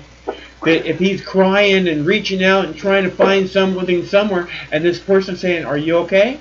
You know, even if he said, "Yeah, I'm fine," you would be able to detect. You know, you dig little. You know, Exactly. it'd be simple to see. Exactly. You know, what I mean, because what you're saying is he doesn't want to say, "Yeah, I'm fine." He wants to say, "No, everything's fucking horrible. I'm gonna shoot up the fucking school next week." You And know. as far as I know, half those kids that do shoot up schools posted on Facebook for a couple months beforehand. You Right, know? right. So That's why I'm yeah, saying all the kids know who the most likely person who's going to do this is. And that's why I'm saying a trained professional, it would be the simplest thing in the world to spot. And then, so that would cut half of these school shootings, they would just take them at least half of them out. And if this is such an important thing, you know, I mean, we've got the whole school doing shooter drills, you know, and that helps nothing. That stops nothing. You know, you get somebody in there that can actually, you know, say, hey, there's a problem here that we probably want to address. That's going to cut your school shootings immediately in half. So whatever Right. the fuck, who the fuck, I mean, why is it someone like me can come up with this easy answer in a heartbeat and no one else is even saying anything like this? Oh, we gotta take the guns away, that's gonna fix everything. You're so fucking stupid. Right, yeah, I mean, it's kind of like, you know, blaming your shoe because you stepped in shit rather than the dog that pooped, you know. Or the person who didn't pick it up. Oh, right. So, you know, if we had more of a focus on actual mental health rather than the appearance of mental health, when you look at the reporters on TV, these people are pretending to be mentally healthy people. They're actors. The presidents are actors. The Congress are actors. And look at the clown show we got in Washington, D.C. with all these actors pretending. Do you actually think those are mentally, emotionally healthy people? They're probably doing all kinds of crooked shit when nobody's looking, you know? So it's not like our society is so much better than that if we allow it. What you allow will continue. And if you have a unhealthy, fear-filled, crazy society, you're going to have an unhealthy, corrupt government. And, you know, our country is sick. So keep yourself as healthy as you possibly can and do the shadow work. And, you know, it just take up the casual study of psychology at your leisure and try to figure out what's it all about. Is it a valid science? Or the psychologists themselves, you know, they have, I think, one of the highest rates of suicide is a psychologist or a psychiatrist. Benjamin Netanyahu, psychiatrist, committed suicide, and in his suicide note, he blamed Benjamin Netanyahu. If I can quote from the suicide note, it said, "This guy could make Gandhi look like Hitler." Yeah, it's a tough profession if you really want to help people, and you're seeing a very, very low percentage of success stories. So I'm glad I'm not a psychologist or a psychiatrist. I had no interest in it when I was in high school. It's like, you know, you can pick your electives in high school, and I probably picked literature or history over psychology. I remember having a fear of psychology as a teenager, so I didn't want to know anything about it because I was lost in a dysfunctional family at that time, and lots of people are. Yeah. You know, and some of these wounds we receive in childhood last the entirety of our lives because we're human beings and we're not living in a sane society that helps us heal. But one person, one kind word, one friend can change your life. You know, if you can just get that one person that'll say, "Hey, are you okay? Hey, man, I'll be your friend. Hey, what's going on? Your dad beating you up?" Well, you know, whatever it is, that just one act of kindness could literally have eliminated what we saw today. You know, so I don't want to. You know, I don't want to harp on. I am an expert on narcissism and psychopathy, and I follow Jungian analysis, and I know it well, and I agree with it completely. lots of people don't even know Jung was a mystic. You know, he wasn't just this philosopher, psychologist. He was actually a mystic. That's what the Red Book was about. It was a book of... Didn't he do a deck of tarot cards? Isn't there a Jungian deck of tarot cards that he made? No, that's Aleister Crowley you're thinking about. Aleister Crowley. Maybe I don't know about it, but Crowley made his own deck of tarot cards. But, Yeah, I'm familiar with that. But Jung had multiple breakdowns, and then he turned those into breakthroughs. And then he was totally into archetypes and stuff. But that's a little deep for a conversation right now.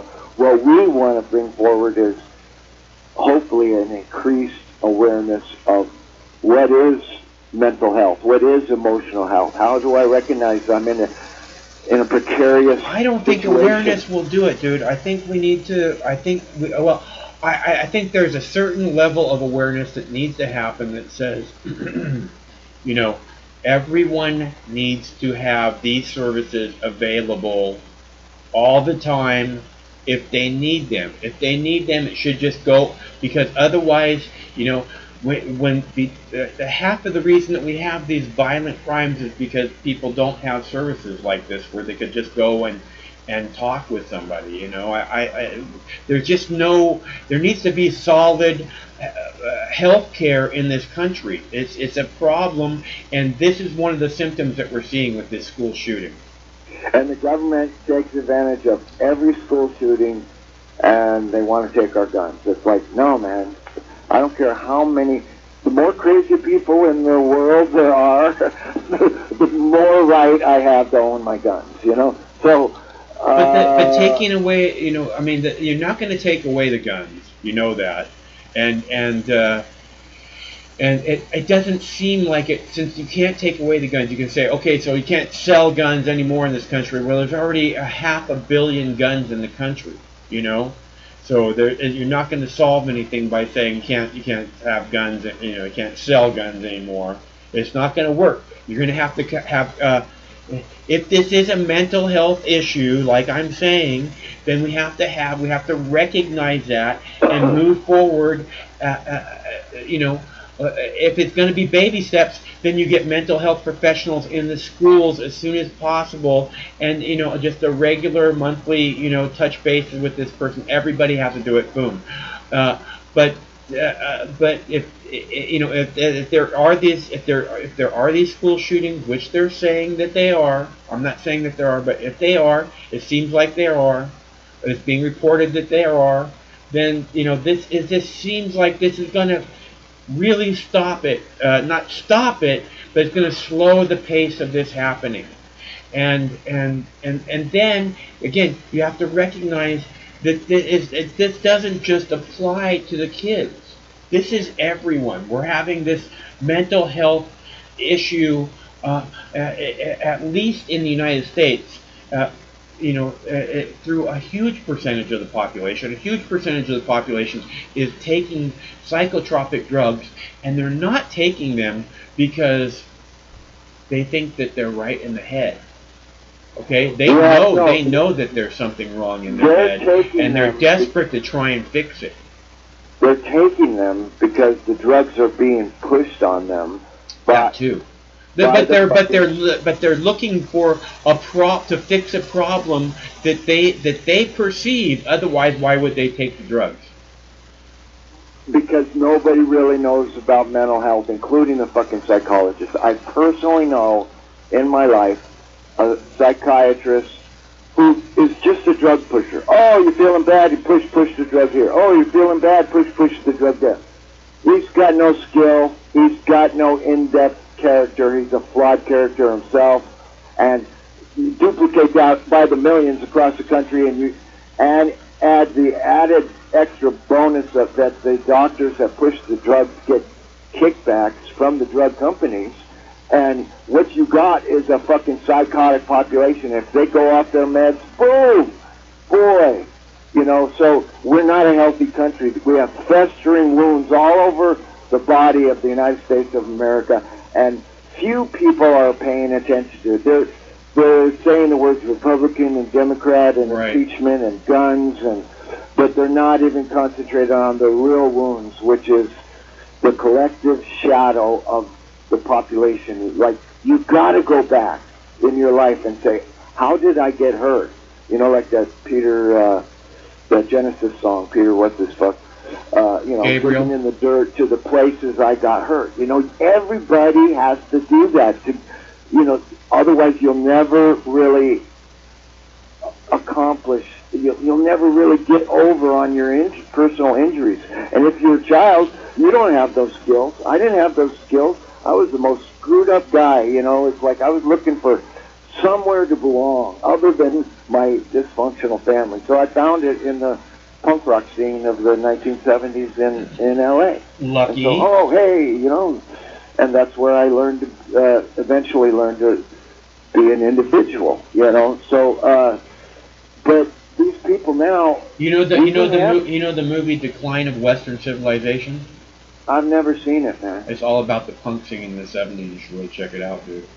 In LA or In LA. Or what? In LA, yeah.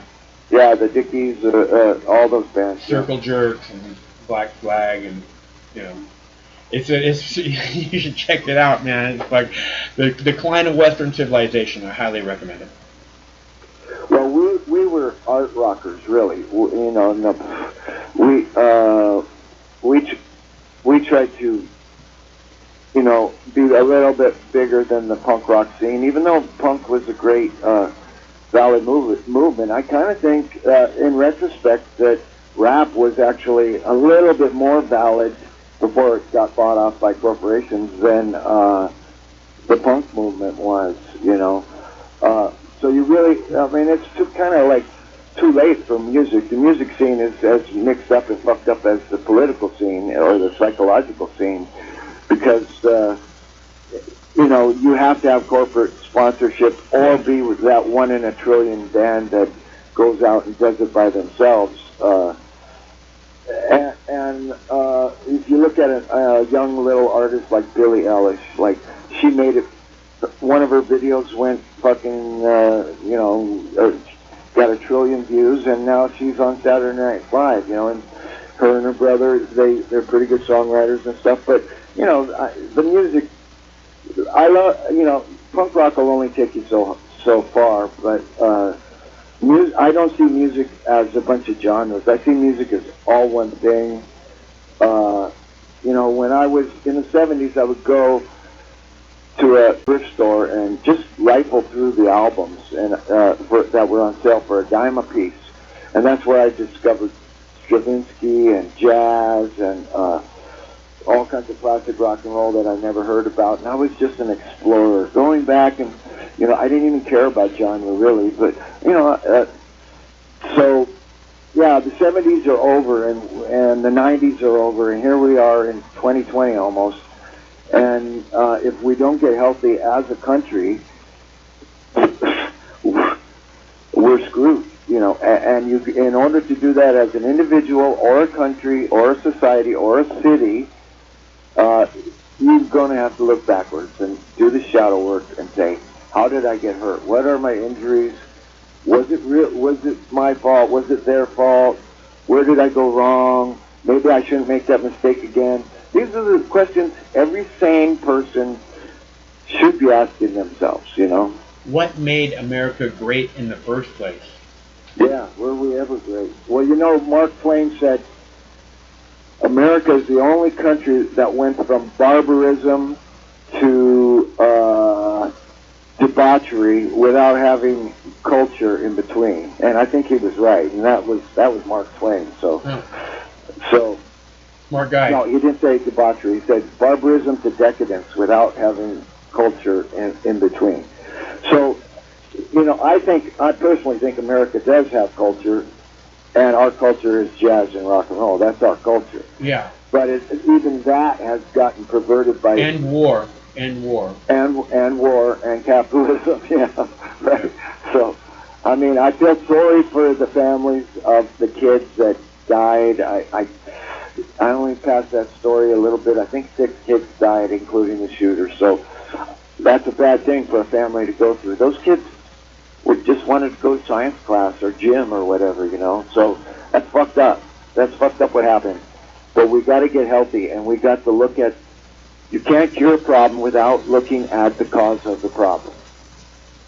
Yeah. You know, so I don't think we're a healthy society, and I think talking about it is a good thing. And you know, I don't know. No, you're right. You're right. There's it's clear that there's. I mean, when the best choices we can put forward for the most powerful position in the world is Hillary Clinton and Donald Trump. That's a pretty clear sign that there's something wrong with our society. and if we don't, 20 years later, we don't look at what really happened in New York on September 11th. That's a pretty good sign of avoidance syndrome. That's avoidance syndrome. And if we don't look at Barack Obama and see the criminal drone king that he was, the guy that sold out America and gave all our money to the banks, that's avoidance syndrome. So America is a country that has avoidance syndrome. We raise up all these guys with these shiny, happy faces, and we say, that's the good guy. And then you wait 7 years and you realize, that wasn't a good guy. That was just another actor, Say hello to the new boss, same as the old boss. Exactly. Man, I am not losing hope. I'm talking because I have hope.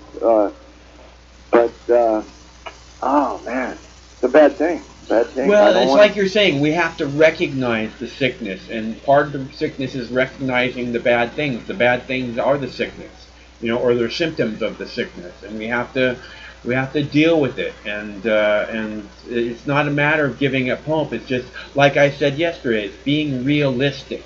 These things are happening, and we need to get a handle on them, or else, the future is not as bright as we might hope it would be. Well, if you look at American history, even as the European powers and the European population migrated to America and then formed the colonies and then went west and had all these wars and banker interference and all of that stuff, you realize, we're really not a country that, we had a good document. The Constitution is a good document, but we're trying to subvert that Constitution right now live on TV. There's at least 5 senators say, "Oh, we don't need it. We should change the Constitution." It's like, nah. But America doesn't have a history of being sane. After pledging a vow on putting their hand on their holy book of their choice and taking a sacred vow to protect the Constitution, there's at least 5 senators, Mike just said, who want to change, who say we might as well get rid of it. Yeah. Like, well, maybe we should change the First or the Second Amendment. That's what they're trying to do. I like all of the amendments. I think the 13th Amendment, they eliminated that. If a listener wants to correct me, that's fine. But I think the 13th Amendment was, there shall be no lawyers inhabiting public office. So that's all we got in Washington is lawyers inhabiting public office. So, is that right? Was that really an amendment? Yeah, that was the 13th Amendment, but they got rid of it somehow. And if I'm wrong... That is fucking brilliant, dude. I mean, that makes so much sense. Why in the hell would they get rid of something like that? Fucking lawyers. I hate fucking lawyers. Once the lawyers get involved, that means everybody's getting fucked. Well, even Shakespeare knew that. He said... first we kill all the lawyers. Or maybe it was that French guy says, when the last lawyer is strangled with the entrails of the last priest, then we will know peace. So he was that was that French philosopher. I can't remember his name, but he was against lawyers and priests. And then you go back to Shakespeare, which was what, the 17th century, right? They were talking shit about lawyers back then. So nothing has changed. It's only gotten worse. Yeah. And, so I'll let another caller talk, but I don't think we're in a healthy country, Mike, and I think we should talk about it. And if I ignore if my kidney's hurting me for a year and I just keep on ignoring it and ignoring it, I'm going to be up shit creek pretty soon, and we're up shit creek right now because we've been ignoring the cause of American dysfunction, of American imperialism, of American insanity. We've been ignoring that with absolute avoidance disorder, not planet-wide, but countrywide, for the longest time. And we have to bring it into the light. Sunlight is the best disinfectant. If somebody would have helped this kid, there wouldn't have been that shooting today. So that's what I keep saying, yeah.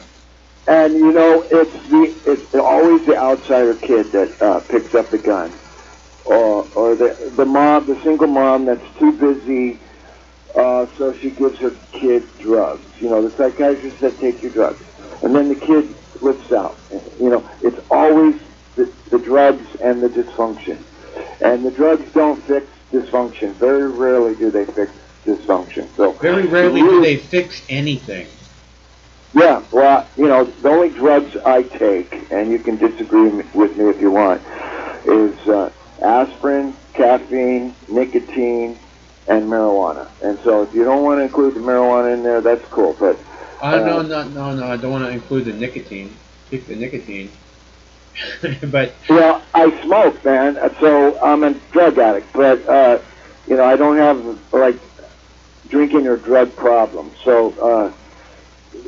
But these kids are raised on drugs, and they're raised on violent video games, and they're raised in a dysfunctional family environment where mom and dad, if there is a mom and dad, are put under such pressure that the kids end up being latchkey kids. And how much screen time do they spend, right? I mean, right. I go out every day with the dogs walking. And the only kids I see are walking home from school. They're never out playing. They're never out doing anything. I mean, it's just all screen time. Even if they're outside, when they're walking home from school, they're looking at their phones. So. Well, I had a friend in 2004 die of brain cancer.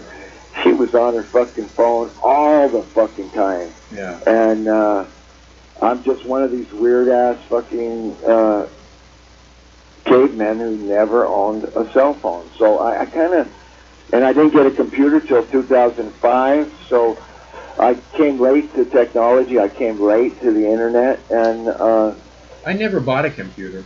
I buy hard drives, but I never bought a computer.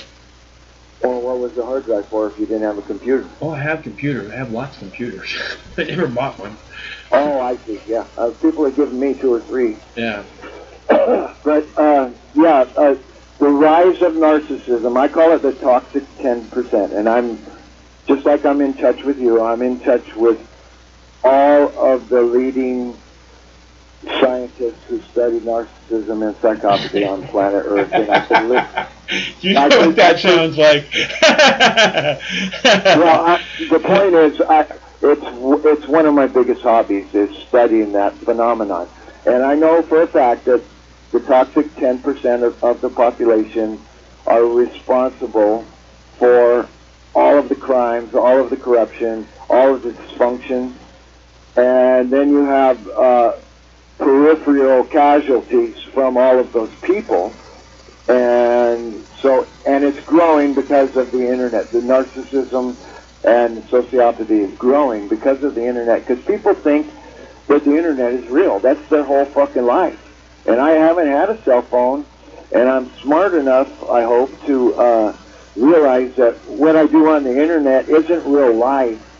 All my Facebook friends aren't real friends, that was a really strange thing. There used to be friends on YouTube, and people would act like, oh, you're friends with this person? I'm like, I don't even know who the fuck you're talking about, Oh, we can't associate because you're friends with this person. I don't know who the fuck you're talking about. You know, I mean, I've said that I'm friends with 70,000 people. I don't know those people. Sorry. Right, yeah. It's like, so, real life is sunshine and dogs and grass and mountains and streams and trees, especially trees. Trees are beautiful. Flowers and raccoons and butterflies and your neighbor that you talk to when you go to the coffee shop or the hot chick walking down the street. That's real life right there. But be careful of those hot chicks because most of them are fucking psychopaths, man. So Everybody's got their issues. Yeah, they got their issues. I know you like the tweaker chicks, but I like girls, dude. I like women. It would be the death of me if I had money. If I had money, I think this is why I don't have money, because I would just completely lose myself in debauchery. So. Oh yeah, you'd be Tyrion Lannister on steroids, man. It's like, but I'm sure I've made more mistakes with women than anybody else. It's like, pain is the greatest teacher. Finally I fucking grew up and realized I wasn't Don Juan DeMarco, So, the hot chick really ain't that hot, It's like, you don't give yourself up for the poo-tang, It's like you want to get in healthy relationships. It took my whole life to learn this. So I only want healthy relationships. And I've noticed that I can't even go up to a girl and just, talk to her about, without even being attracted to her, just talk to her about some normal, everyday thing without her thinking I'm trying to pick up on her or something. It's like, so there's the whole sex war thing going on, Oh, yeah. There's a massive amount of programming going on there about, the war of the sexes for sure. Yeah, so we're not living in a healthy society. If we can't even have decent male-female relationships or parental-child relationships, I mean, it's planetary trauma. It is literally planetary trauma. And, the Indians got something about 7 generations. The sins of the father are passed down for 7 generations. And if I can trace my trauma back to World War I when my grandpa in Italy, went through trauma, and then World War II came along and he migrated to the United States, and then my grandma died when my uncle was born, and my father had to go into an orphanage, and I can trace that trauma back, and I try to understand my father's life, and I say, oh, that dude went through, first of all, he was dumb as a bag of rocks, and he believed in government and all that shit. That's that big deficit right there. Also, he was Catholic. That's a pretty big deficit right there. Also, he lived in an orphanage, and his mom died. That's pretty fucked up. He was raised by German nuns. That's pretty fucked up, but there's heroic elements in our ancestors' stories too. So it's not all dumb shit. But trauma is passed down, and there is this thing which I happen to be studying right now called ancestral healing. I don't know how valid it is, but I know that in order to heal yourself, you've got to look at your own early childhood wounds, and nobody's doing that. And I know we are experiencing planetary trauma, and I know that the rise of Hitler was due to the collective unconscious of the German population that got totally fucked with World War I and the Treaty of Versailles in particular. The rise of Hitler was inevitable, and Carl Jung talked about that. And so we're a traumatized population because the boom of the 50s and the 60s is over, and now all of these young people and middle-aged people, their futures aren't looking too fucking good. So how do you heal yourself? You look at your injuries. How do you heal a planet? You look at the planetary injury, So do the shadow work, do that hard emotional work, be completely honest with yourself. What do I have to work on? Like me, I got to quit smoking. I got to maybe be a little bit more personable and not such a harsh character. Even though what's required sometimes is harsh, like the Tulsi Gabbard harshness, boom, put them in their place. I like that. But everybody's got something to work on, and I feel sorry for the shooter's parents if he's got two parents, because that's something. It's like, fuck. What kind of guilt would a parent have if their kid did something like that? That's a lot of guilt for a parent to carry around. Fuck. Yeah, I don't know how the parents heal from those things, man. I mean, you see them and they're broken, and it seems like I just don't know how. I'm so glad I don't have kids, man. Well, I was lucky. My kid never got involved in drugs, despite the fact that his dad did. My kid was super smart. He was a nerd, a computer nerd. So I got a computer nerd son who makes a living at doing everything computer, got a master's degree. But he never fixes my fucking computer. So what's up with that?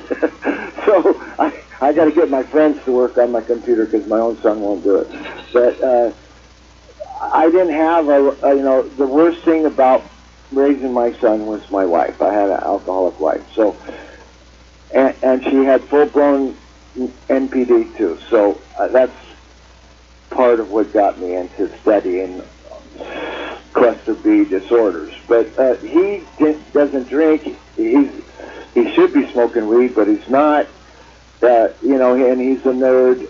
You know about that hypothesis where it skips a generation? Like, my dad was square. I'm a rebel. My son is really square. You know about that hypothesis, right? Not really, but yeah, it makes sense. I mean, it does kind of skip a generation where the son is the opposite of the father. My father was this. Yeah, it makes a lot of sense. I mean, it's like me telling my dad to take his $1 million and fucking spend everything. Right. Yeah. Same thing. Yeah. And maybe your grandpa was fucking gypsy singer or something like that, and your dad ended up being really. Well, I gotta admit, any guy that is actually a stonemason or a brick mason, it's tough automatically if he does it for a living. So he was a fucking bomber pilot who bailed out and was fucking in a POW camp in Korea and fucking broke his way out of the POW camp after being there for 2 weeks, killing 11 guys with his bare hands on the way out. He was not messing around. Yeah, sounds like you had a badass dad, but maybe that badass shit rubbed off on you in an unhealthy way. What do you think about that? My dad left my mom when I was 4 years old. And you talk about healing and how you have to go back and you have to look at these things. I think the most important thing to healing is coming into this moment. The most important thing about being human is coming into this moment that we're experiencing right here and right now. I think that looking back, looking forward, trying to figure out what it is you want in the future, that's fine and dandy. But if you really want to know what's happening, you really want to be an aware being, it only happens right here in this moment. There is no other moment. I completely agree with you, but in context of this young Asian shooter in Santa Clarita this morning, that guy was not right here, right now. And no, he was not at all. Yeah, and the reason he wasn't here right now, and all the other people who aren't here right now, is because they haven't dealt with their previous injuries. Like, sometimes I walk around and I'm talking to myself and I'm cursing some dumb fuck that hurt me 20 years ago. I'm still dealing with these injuries. That's a way of processing it, but if you extrapolate that to all of the other people that are carrying these injuries and not looking at them, that's how we get not here right now, is because we have to look back. Now, I admit, looking forward in an unrealistic way is basically dreamerhood, There's nothing wrong with dreams, but you got to make them happen in a practical way. But when you're on the internet all the time, you're not really here right now either. In most situations, you're in a fantasy land, you know. And a lot of these visual programs, Facebook and every Twitter and all that, they're designed to keep you involved in those programs, keep you on Facebook for as long a time as possible, make everything as attractive as possible. Same thing with, I know gamers. I never played any game except Asteroids myself. You guys probably don't remember that. But I know gamers, and they're on the fucking, they're playing the games 8 hours a day, and that's not reality, you know. So we're living in a cyber reality, and that kid was probably in a cyber reality with psychotropic drugs, with a dysfunctional situation. That shit's fucked up, man. That's why this stuff happens, because we're not living in reality. I mean, I try to be here now. I met Ram Dass. Ram Dass did not like me. He practically walked right through me, you know. But you know, that's because he wasn't right here, right now. So yeah, I agree. I mean, but we got to look at our injuries, and we have to recognize that you're injured. I think you can only do that in the here and now, and then it probably is important to understand where the injuries came from. You know, I like that you're broken like me. Yeah, I'm. You know, I have a lot of hope, and I have a lot of love, and you know, I'm a product of confusion. I've been confused my whole life, and trying to solve my own personal confusion, you know, that's a good thing. You know, it's called self-reflection. It's like, okay, how did I get in that situation? Why did that girl try to blow up my house? You know, how come I thought she was such a good person when she really wasn't? It's like, how did I get fooled, you know? And so you analyze your personal relationships and all the psychopaths you meet personally, and then you look at the psychopaths on TV and you realize, oh, Obama, he's just a really good liar, you know, or Trump, you know, he's fucked up, but everybody wouldn't be hating him if he wasn't doing something right, you know, or Tulsi Gabbard, you know, oh, fucking, she's legit, man, she's authentic, wow, I've never seen that before, or even Bernie Sanders, like, well, you know, Bernie Sanders is a fucking sellout, Jesus Christ, you know, Bernie Sanders is interested in Bernie Sanders. And Trump is interested in Trump. And Obama is interested in Obama. And Tulsi Gabbard is interested in making a legitimate mark on planet Earth while she's here living in the body. I think that's her main interest, making the world a better place while she's here for her 70 years, you know, if she's lucky. If we're all lucky, we'll live 70 plus years, you know, so let's all do that. Let's all take that commitment, you know, okay, how can I make my block better? You know, you do that, you pick up the dog poop. Well, no, I do that. I mean, I've been doing that a long time here, you know, that's what I've tried to, look, long after I'm gone, the vibration that I've set up on this planet will exist, and it has nothing to do with any kind of descendants. Yeah, I agree. That has to do with how many people too. I've touched in this lifetime. Yeah, you've done good work, Michael. I salute you. So yeah, I'll let somebody else talk because I'm all talked out. But you only went an hour this time. Okay, I'm sorry. It's all good. No, I'm glad you called. It's always nicer when you're here, Michael. And you know, if I didn't hear from you, I'd feel like I did something wrong. Okay, brother. Keep up the good work. Okay. Okay, so that's Mike from Southern California, and he knows everything there is to know about narcissism. He studies with the most affluent people on narcissism on the planet. Everything. I'm kidding. I was like, oh, but you know, the second you said that, I know all the top professionals on narcissism. You know, the second you said that, I started laughing out loud, right? direct communication with all the people on the planet who are the top professionals and narcissists. You know, I started laughing when you said that, right? I mean, it's like, it sounds hilarious, dude. Just saying. Okay, so this is a call-in show, and anybody who wants to call can feel free to do so. I ran off early yesterday. I'm not trying to run out early today because you know, I feel a little better. I was hurting yesterday because I did the work on Monday, right? Oh. Hello, caller. Mike, Hey, what's up, bro? is it Drunk Pete? Mm-hmm. How's it going, man?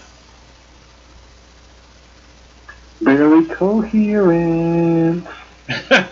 Well, good for you. You sound happy about that. Mm-hmm. Do you have any thoughts on ending school shootings? Oh, Mike, there's really no solution to that problem. It's not true. I don't think we're ever going to keep Americans from their guns. Americans like guns. I myself like guns. I like shooting guns. And I really don't know the solution to the problem, but I fear that I don't know, this may result in communism, Mike. Communism. Downright communism. And, you know, that's just a fear tactic. That's just one of those things where they're like, you know, oh, it's coming to get you, the red bear. You know, I mean, this is no communism anymore, dude. You know, it's just a fake, it's just this phantom thing that doesn't exist. I don't know. Gun violence, Mike? Are you drinking that $250 whiskey again? Yes, I am. You fucker. Making me want to smoke weed. I'll be trying the butter. This weekend, bro. Good plan. I'll have you a flower smashing video by the weekend too, so you can look at how it's done, and I have like 3 different kinds of devices, so I can show you what they different look like, and you know, make a good recommendation, that kind of thing. Do you like weapons, Mike? Do you like firing weapons? When I was a kid, I did. I was very good at it. I probably have fired 100 different guns. Like 20, 30,000 rounds through 100 different guns, something like that. And I'm very good at it. I was very good at it when I was young, but I don't like it because you know why?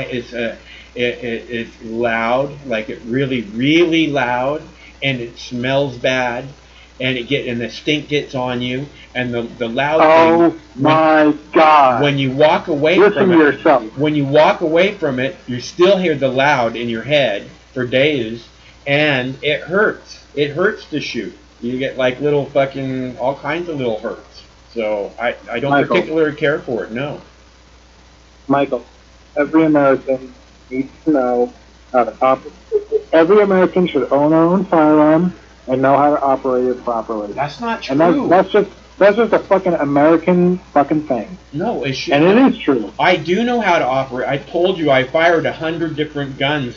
20,000 rounds. I know how to operate a handgun. If there is a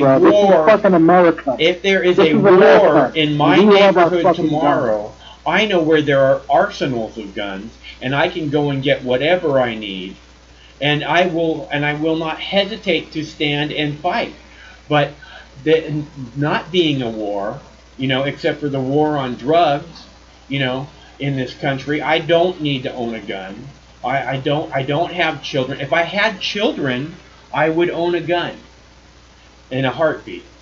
But I don't own children. I don't have children. I'm not interested in children. I don't have to. There isn't anything that's more important that I have to fucking be ready to die for. So I don't want to own guns. But at the same time, I don't want I don't want to hinder anyone else who does want to own guns, because if you do, I believe it is your right, that you have the right to protect yourself. Like I said, when I got my first gun, I got my first gun when I was 9 years old. Well, I got my second gun when I was 10 years old. That my first handgun. By the age of 12, I was sleeping with a loaded .357 under my pillow and extra rounds in the drawer next to me. Okay? So I know what guns are, and I don't like them. No.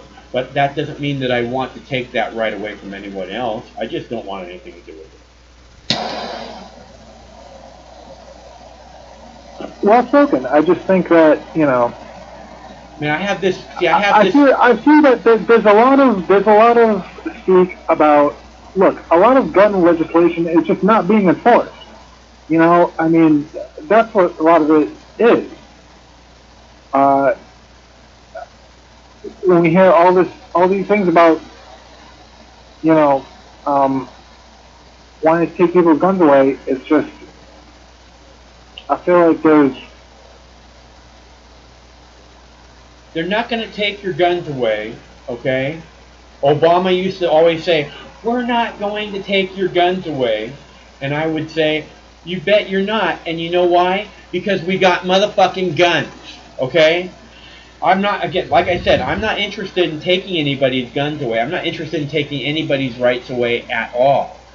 And I'm glad that, I'll tell you something else. I'm glad that my neighbors have guns, because I know for a fact it makes my neighborhood a safer place. I know that in my heart. Okay? So I'm not threatened by my neighbors either. I'm not worried about my neighbors being, criminals or whatever. I know I talk to them on a regular basis. So I say guns up, Mike. What's say guns up, shoot them up in the fucking air, smoke a fucking BB, take a fucking shot, and shoot them up in the air. That's what I say. No. It always freaks me out, man. Seeing, you see that in the Middle East a lot of times, or in Africa, you see the guy shooting the bullets up in the air, and the bullets got to come down, right? Nah, it's all good. Don't worry about it. It'll come down to lower velocity. It's all good. Yeah, right. Right through your skull. It's all good, man. People die every year that way. Lots of them. Well, you know what, Mike? Honestly, I think it's not so much guns themselves. It's the psychology of America. It's just how Americans are. It's the shit that we go through every day. We're stressed out. I don't think we go through the same bullshit that people go through in other countries. Well, we don't get like so many weeks of paid vacation like they do in Europe, that's for sure. We work a hell of a lot fucking harder than fucking Europeans do. That's for fucking goddamn sure. I don't know. Maybe that's part of it. I believe that people are really... look, the gun violence issue is a mental health issue, okay? So if you care about gun violence and you want to solve gun violence, then you have to say that health care is a national security issue, and the only way to even take the slightest little hint, because taking people's guns away is not going to stop gun violence. The only way to slow it down at all is to get people proper health care. Especially the kids. It will help the kids immediately. It will slow down any school shooting simply by putting proper health care officials, available.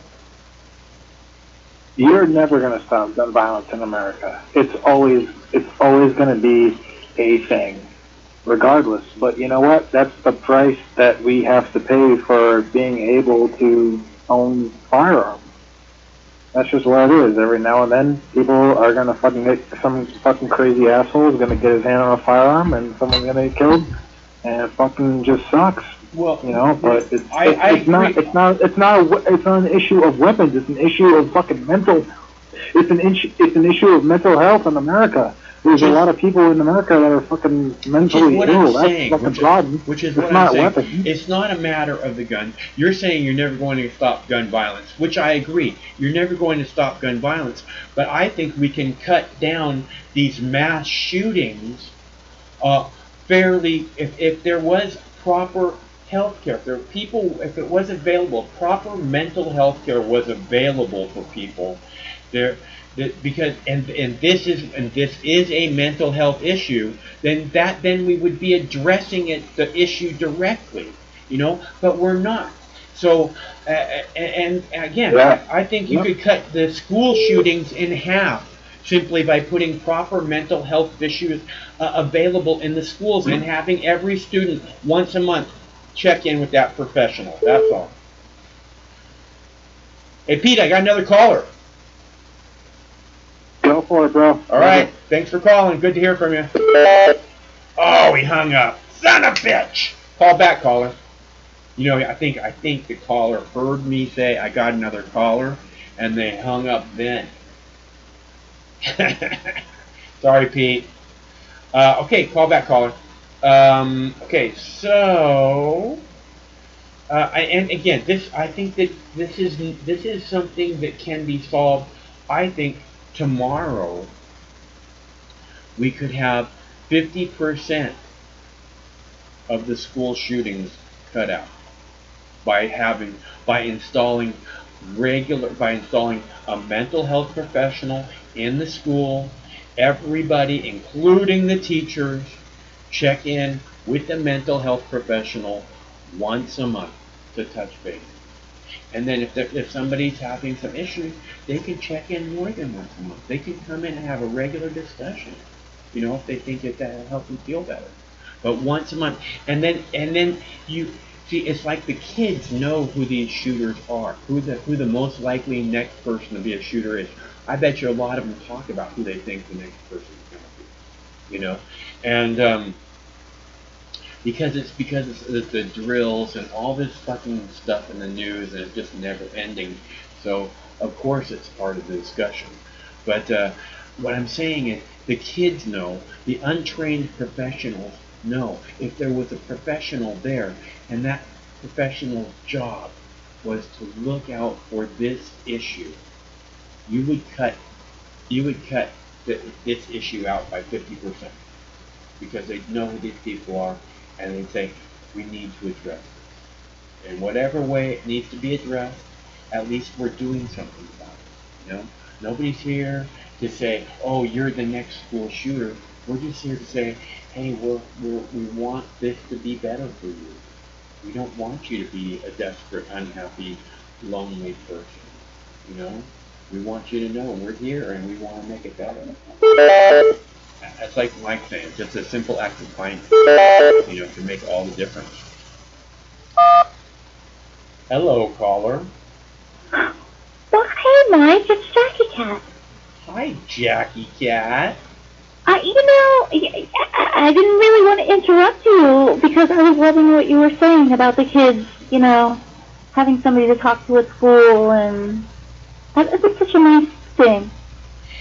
Look, if you really want to solve this problem, I think it's a simple, and it's clearly, to me, Jackie Cat, this is clearly a mental health issue, because nobody in their right mind walks into a place and shoots a bunch of defenseless people. I don't think that's an option for a person with a right mind. True, but I don't know. What's that thing about sanity being like an insane reaction to a society that's, I don't know, fucked up or something? Mm-hmm. Well, no, I hear you, and it's not that. I say all the time that we're all mad here. We're through the looking glass in a big way, and we're all mad here.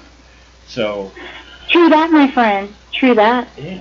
But, I do see, where, maybe these kids, I don't know, maybe I have a stereotype, anybody wants to chime in, I feel like, am I suffering from, some kind of stereotypical thinking that these are disillusioned youths who are, maybe feeling like they don't have a future, maybe feeling hopeless about life in general? And And you know, that's like actually kind of sane in a way because like, you know, we got all-time high drug addictions, hopeless opioid things, and suicides at an all-time high, and life expectancy declining, and you know, it's not good.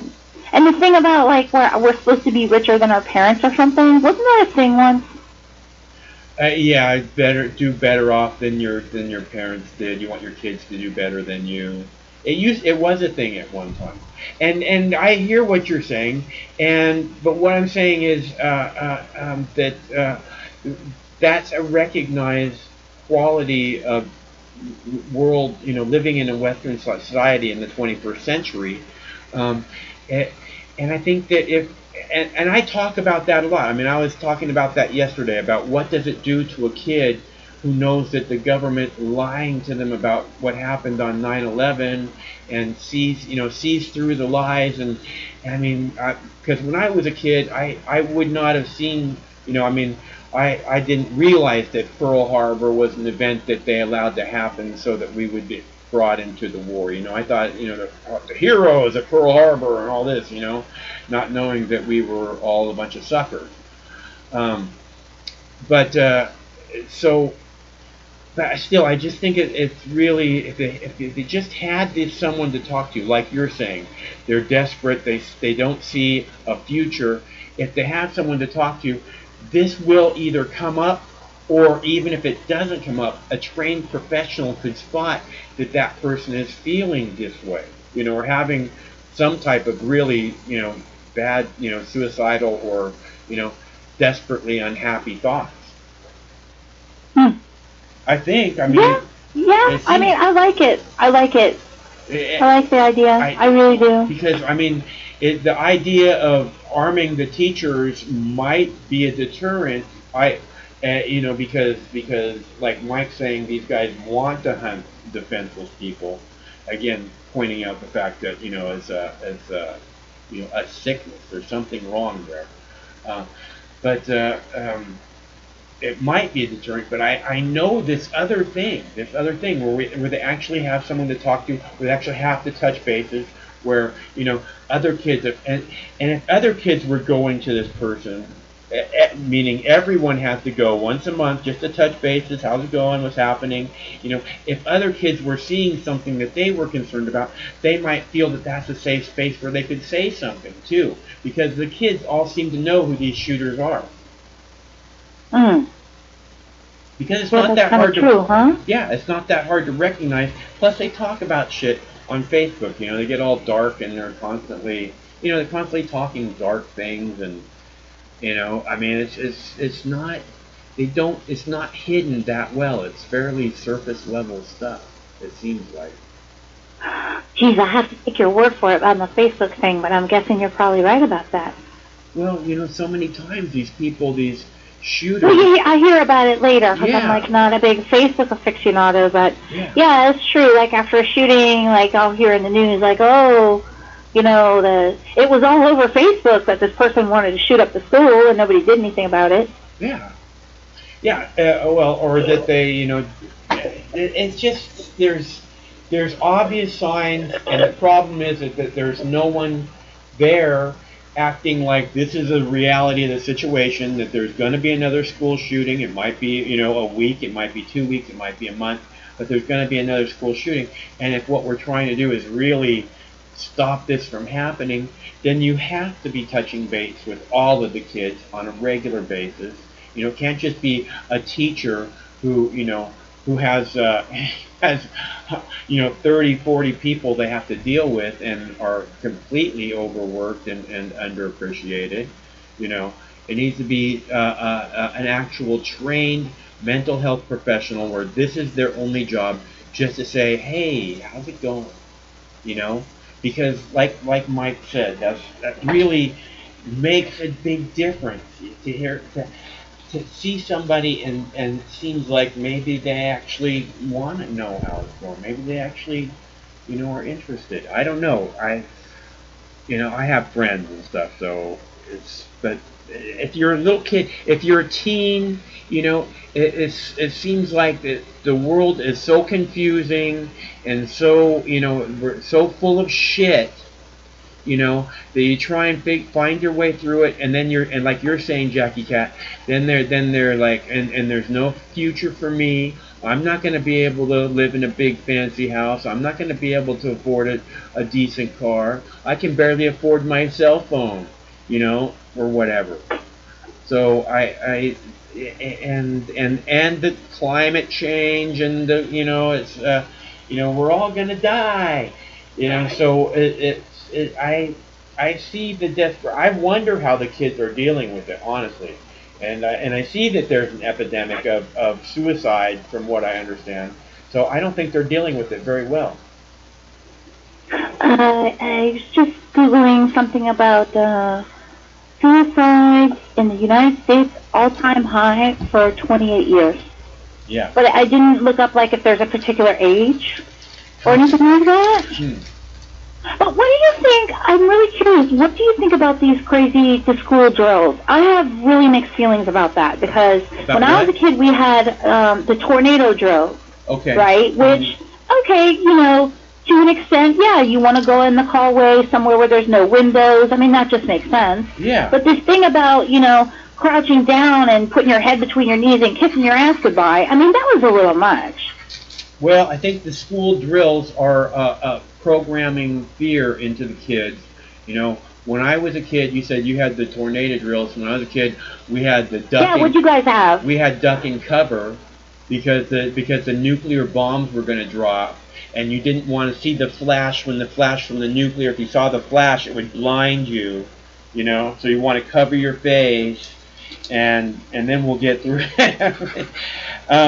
Well, funny you say that, because, as a kid doing the tornado drills, like, I had seen, like, I always thought they were so kind of fascinatingly beautiful, like on documentaries my grandpa would watch about the war and stuff, and they'd show the beautiful mushroom clouds, and I would be doing those tornado drills, and I'd be thinking, that's what they're really making us ready for, because they're going to blow up the world.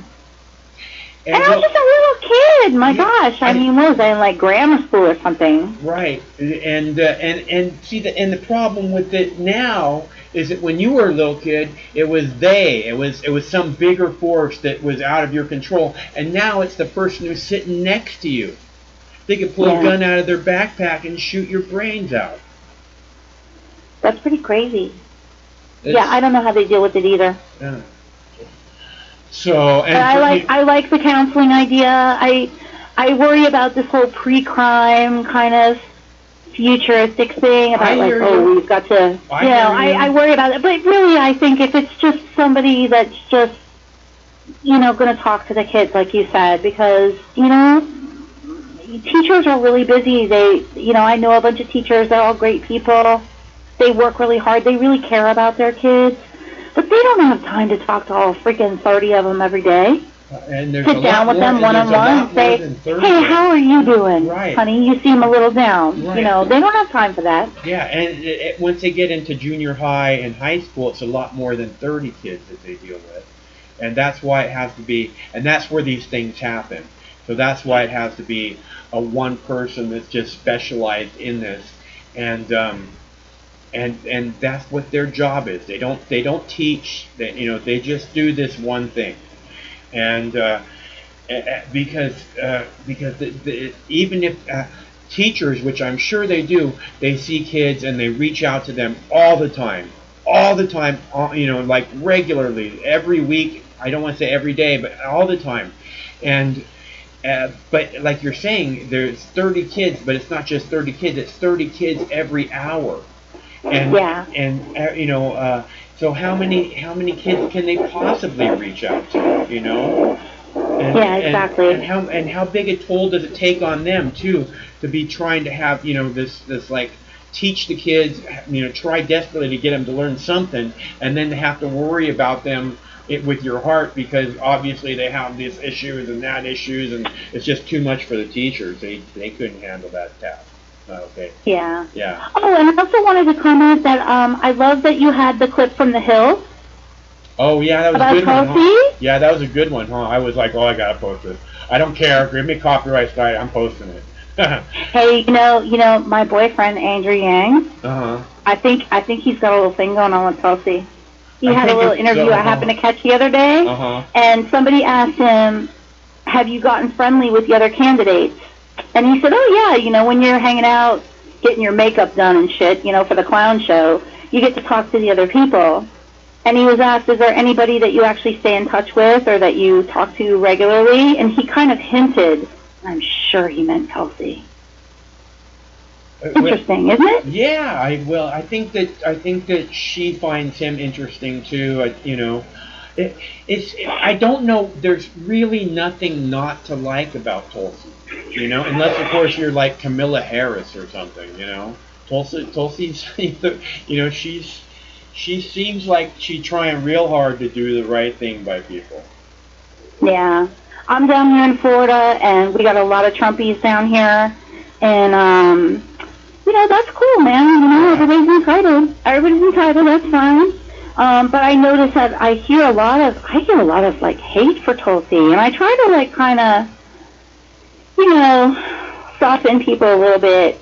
I hear crazy things. I hear she's anti-Semitic, which is funny because I know there's like folks in the chat that say that she's some kind of like Zionist or something. I think that's interesting. That's really interesting. And and I just try to. Somebody says, "Oh, she's too soft on Russia" or something, and I'm like, "Well, what does that mean? Like, because what? Because she should be an agent? She's not an agent. I mean, what does that mean?" I don't know. And that's why I don't like the idea of me coming out here and telling people what to think, because that person is just repeating something that they heard, because I'm sure that she's as tough as anybody on anything that needs to be tough on. She seems like a pretty tough person to me. She seems principled. I definitely think she seems principled. She seems to kind of stick to her guns about most things, and yet she also changes her mind about certain things. I think changing your mind about things is great because it means that you're open to learning. Right. Well, like Hillary Clinton and Barack Obama, right? They both said in 2008. They both said, marriage is an institution between a man and a woman, right? And right. And then they grew and they learned that it was no longer politically correct or politically advantageous for them to believe that. So they grew and they learned and they became someone else, But I think that the thing about Tulsi Gabbard is that she's just talking about important stuff. She's saying every American should stand up for 9/11 truth. She's saying we got to stop these warmongers in both parties. That's the reason the Democrats hate her. It's because she points out that the warmongers are not just coming from one side, and we need to make them go away. And that's a huge percentage of the Democrats these days. So. Yeah, and I don't know. I would like to think maybe that's where some of her bipartisan support or cross-party support might come from, because draining the swamp is not really an original idea. No. And I think all reasonable people would like to see the swamp drained. I would think, and I think that's sort of what she's talking about in a way. The people are tired of the professional political class.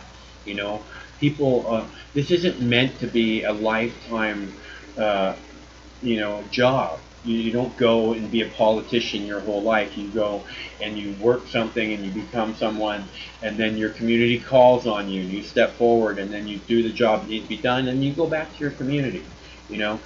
Like with Tulsi going to Iraq and all that, her community called on her, the country needed her, and she stepped up and she did what she thought was right by the country. But these people in Washington D.C. these days, they seem like they're there forever, and that's the way they want it to be, and that's why, and that creates all this kind of corruption, because you have to be there for so long before you're trusted, and before you know the way things work in Washington, and it's ugly. Well, interesting you mentioned that, because I noticed when I was listening to the live feed about the what do you call it, the hearings or whatever it is for the impeachment, and they had I think his name was Trent, the guy with the little bow tie.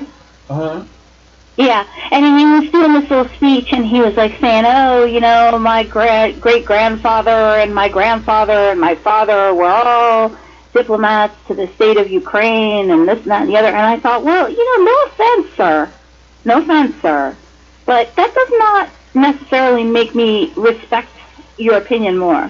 Right, I agree. Like that actually raises a red flag to me. Nepotism is an ugly, ugly word. What I mean, I'm not really sure that makes a person more respectable. I mean, traditions can be nice things to follow and all, like giving gifts at Christmas, perhaps. I don't know, but that made me a little the last thing I really wanted to see ever is another Obama or Bush or Clinton, anybody. No, let's get fresh people. Yeah, that's what I'm saying. These somebody new, professional. Even if you like the other person, whoever they were, let's just go with something new.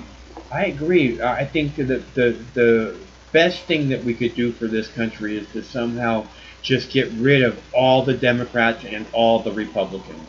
If we could just get rid of those two things, that would, I really think that would solve some of our biggest problems, which is the roadblock that keeping the status quo in place for the last 100 years.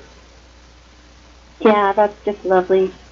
Well, honey, I just was really enjoying hearing your opinions about things. It's always so interesting for me.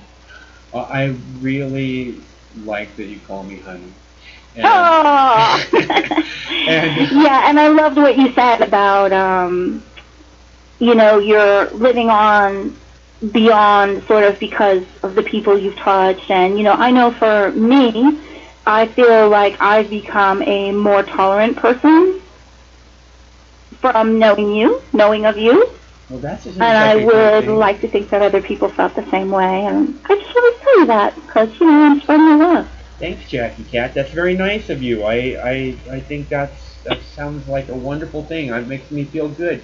Seems like I did something right then, huh? Must have done something good. All right, sweetie, you keep carrying on. I'll be around. Okay, sir. Sure, it's always nicer when you're here. So thanks a lot for calling. Oh, my pleasure. Okay, bye-bye, honey. Bye. I like this. She calls me honey. It's nice being called honey. Okay, so, and that's where I'm at. I said my 2 cents. I don't think it just seems so obvious. I wish some people who might have experience in the public school system would call. But it just seems to me that this is pretty obviously a mental health issue.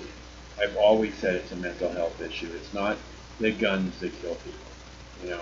It's somebody, and it's not even a matter of the people killing people. It's that someone got so fucked up in their head that they said, I'm going to go down here and I'm going to shoot a bunch of kids.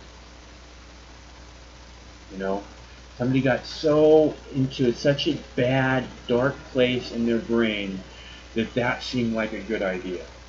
Okay, and this is what I'm saying. If that's what is happening, that should be easy to spot for any mental health professional. So you put a mental health professional in every school, every teacher, every student once a month. Touch them.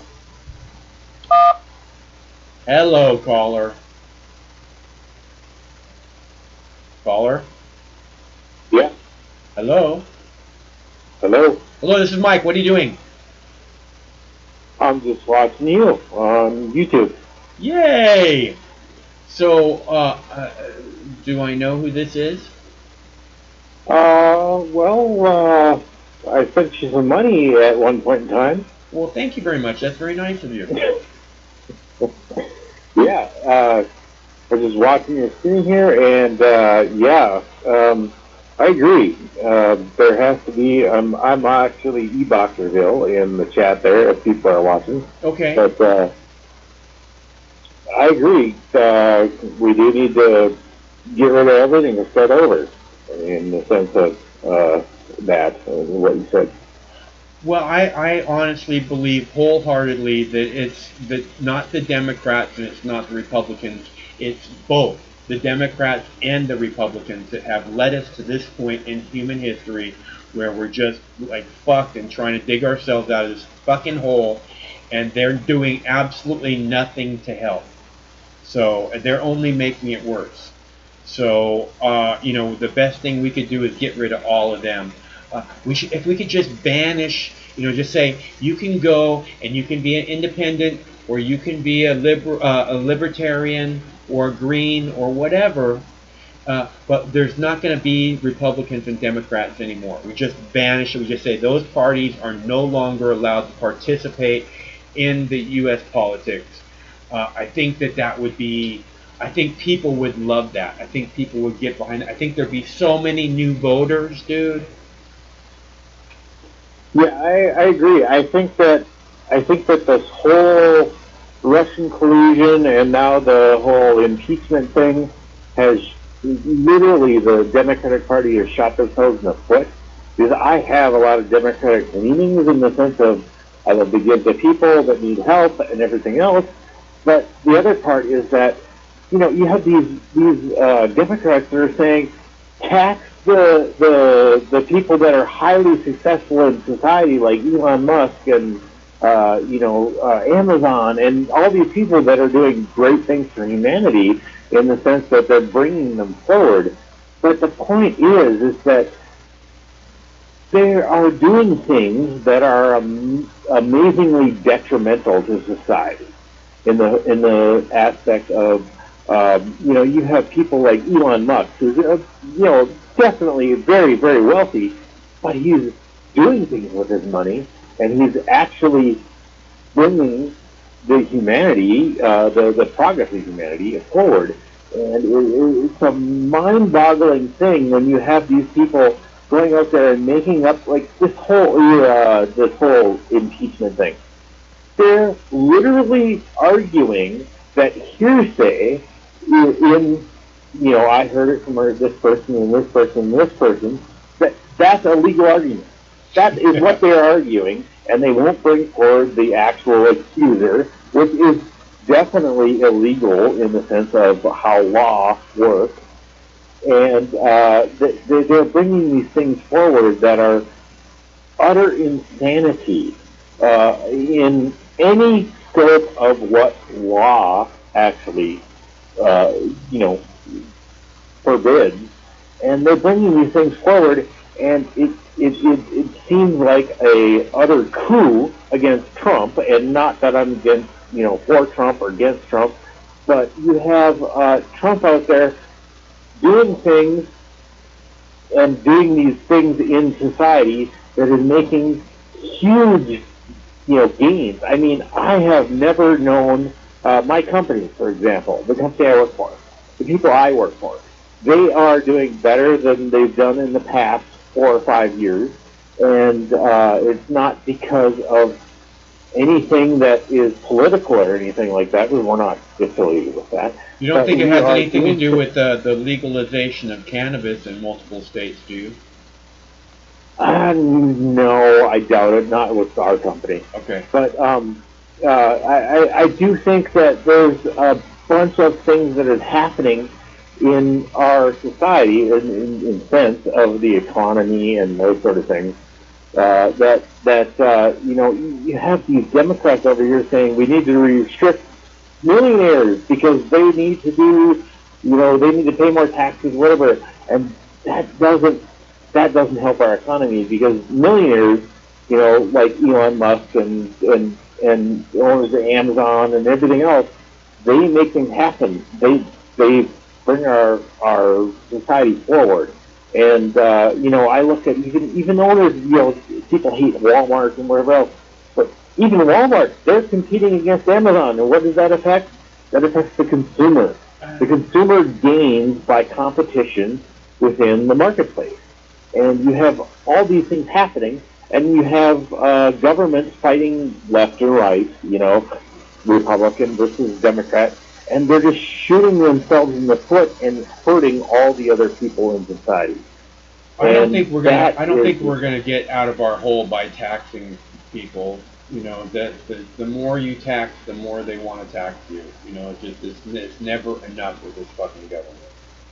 No, and they spend tons of money on stupid, ridiculous stuff that doesn't need to be spent on. Absolutely. And we don't need to do that in any way.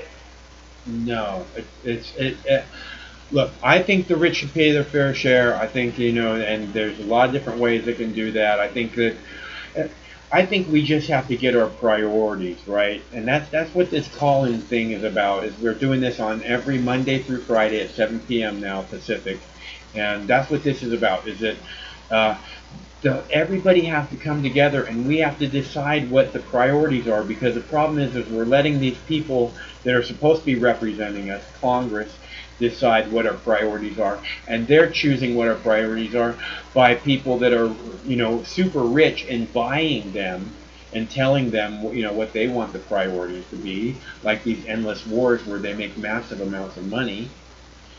I mean, the whole war thing is crazy, and you have this whole impeachment thing going on. The whole argument is that we held money from another country because we didn't want them to do whatever, and that's actually bullshit altogether. Yeah, in the sense that why are we giving countries money? Period. Yeah. Why are we giving countries money? It's our country. So exactly for what Trump did with it, so that we can hold it over their head in order to make them jump through hoops that we want them to jump through. That's why. But yeah, why are we giving countries money? Period. End of story. Why are we giving other countries money? It's our country. It's our money. I mean, they have their issues to deal with, and we can deal with ours. I don't think we should be giving any countries money. Fuck them. And it's not fuck exactly. Them. It's like, if you want to deal with us, then we don't have to give you money. You can deal with us. If you don't want to deal with us, fine. You're not in our little inner circle. And remember that when you have the problems that you have. Yep, and that's free enterprise and capitalism in general. Yeah. If you don't want to deal with them, don't deal with them. Yeah, I think we should stop. I think we should stop giving Israel money tomorrow and tell them exactly that. You don't want to deal with us, fine, but we're not going to buy your fucking friendship. So there. How do you feel about us now? Bribery. Yeah, entirely. Yeah. So and all the other countries, and we got to get rid of the DEA, and we got to end the fucking drug war, because the drug war has had the exact opposite effect of the desired outcome, which is, to keep drugs away from children, and now we have a fucking opioid epidemic in every corner of our country. Oh, I agree, and it's gone ridiculous in the sense that now they're banning nicotine reduction, vapes and nicotine alternatives in the marketplace, because someone generated a black market and created apparently, what was it? They created a vape juice or whatever it was that was hurting people, and now you have Congress dictating rules on all sorts of stuff. They're even dictating now that U.S. Postal Service is disallowed from shipping nicotine juice or whatever it is to people because it could possibly hurt them, but the whole problem started because 9 people died because they bought black market THC juice or whatever it was. I don't know what it was. But government is way too far into personalize the people, and that's it's utterly ridiculous, the point of government involvement in people's personal business. I mean, next thing they're going to be telling you is that you can't have personal relationships with people that don't follow their rules in the sense of what their moral standard is. And it's a ridiculous situation that government should be involved in anybody's life in any way, shape, or form behind closed doors. The government's out of control, and it just is way into too many people's life. These people, they go up there and they swear an oath to the Constitution, to protect the Constitution, which means to protect your rights. And then they come up with, this fucking Patriot Act and the Freedom Act, which allows the government to fucking spy on you, at every opportunity they can possibly find. It's disgusting. I agree. It is totally disgusting. The Patriot Act isn't patriotic in any shape or form. And it's like they name these laws and rules exactly opposite of what they do. And, you had Nancy Pelosi out there saying, oh, we can't review it until it's passed. What kind of crap is that? That's fucking kangaroo court crap. That's third world shit where the government is a banana republic or whatever, and the government decides everything how it's going to be, and you don't get a say in it. It's certainly not a representative government, where we want everybody to know what they're getting. This is and that's the biggest problem with this government and the Republicans and the Democrats is it's not one side or the other. It's absolutely not, and it's both sides, and we should just get rid of all of them. And I wish there was an easier way to do it than voting them out, like saying that there can't be Republicans and Democrats anymore because they're evil. Because they're evil. That's all there is to it. They're organizations, maybe not as individuals, but as an organization, they are pure evil, just like the Pentagon, just like the CIA, just like the White House, just like the Congress. Pure evil, And that's the exact opposite of what it's supposed to be. We're supposed to be the beacon of light in the world that stands for everything good. Right, and all I'm saying is we deserve better. We can do better. It's gotten so screwed up that we have to all come together and stop with the labels and stop with the self-identifying labels. My daddy was a Republican and his daddy was a Republican before him. Well, and now I'm going to be a fucked up human being too because because my daddy made me that way. You're so much, all you're doing is painting yourself into a corner doing that. You're so much more than a Republican or a liberal or a Democrat. Those things don't even begin to describe who you are. And to label yourself in this way is to paint yourself into a corner, because then you don't have all these options open to you anymore. Because this is who I am. Nope, this is who I am. No, you're this free spirit who can go any direction you want, unless, of course, you paint yourself into a corner. Go ahead, Colin. Yeah, I agree. So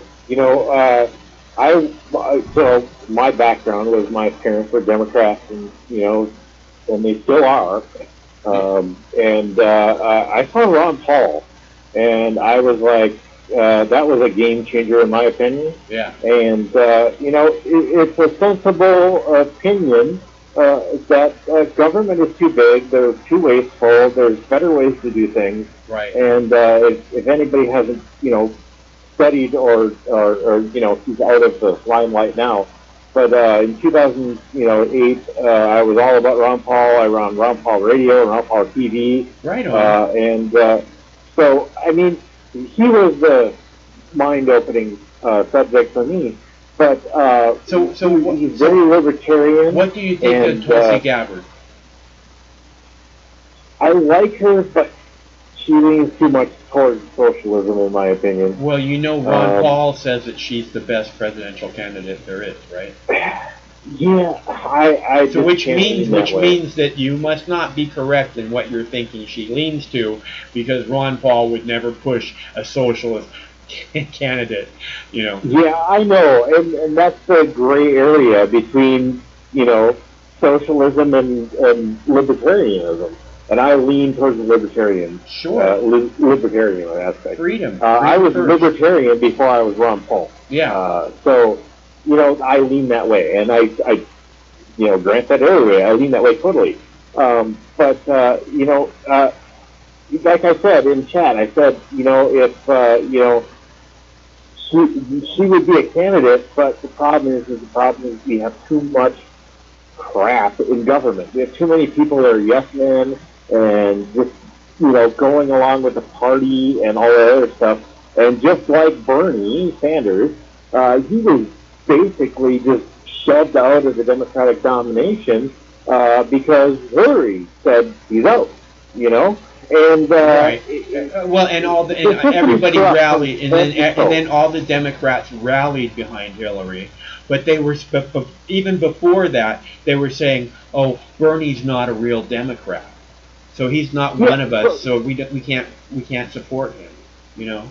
Yes, that's exactly what I witnessed in 2008 when Ron Paul's his elected delegates were kicked out of the party convention. And this is crap. And this is why I asked you about Tulsi Gabbard, because after you said that you were a Ron Paul person, because they were saying the same thing about Tulsi Gabbard now, that she's not a real Democrat. And every time they say that, I say, fuck yeah, she's not a real Democrat. The last thing we need is a fucking Democrat.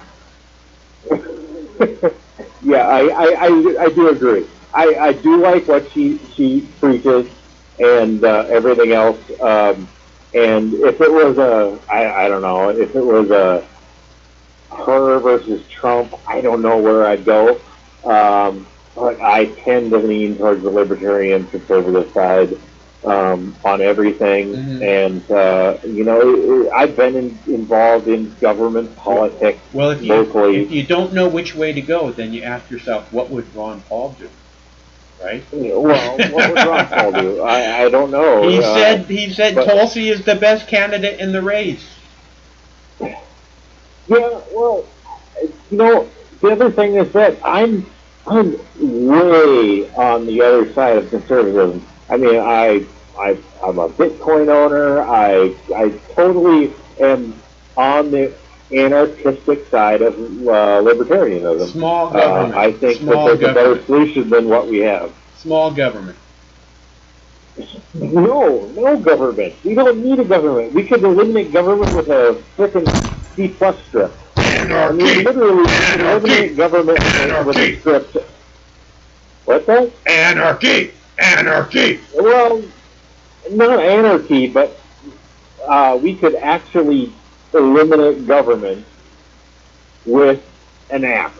I mean, that literally, I mean, if you think about it, we could eliminate democracy with an application that would collect votes and put them out there, and that would be, you know, the vote. This stuff isn't hard. You know, if you look at Bitcoin, Bitcoin works on a consensus system where if you want to change Bitcoin, you have to get 51% of the people involved in that system to agree to that change. And that is basically democracy in the sense of that. And it's a decentralized app that nobody controls. And you see things like this all the time. And literally, our government, all of the representatives and all of everything else could be replaced by a simple script. I mean, literally software. I think that software would be a much better representative of the people than the people that are up there supposed to be representing us now, would be my guess. Yeah, I mean, math is hard to disprove. And when you have the problem with voting is that you have human interpretation of that voting, I mean, my wife has been a vote counter in our local area, and I've been on the city council. She's on the city council, and things are easily skewed.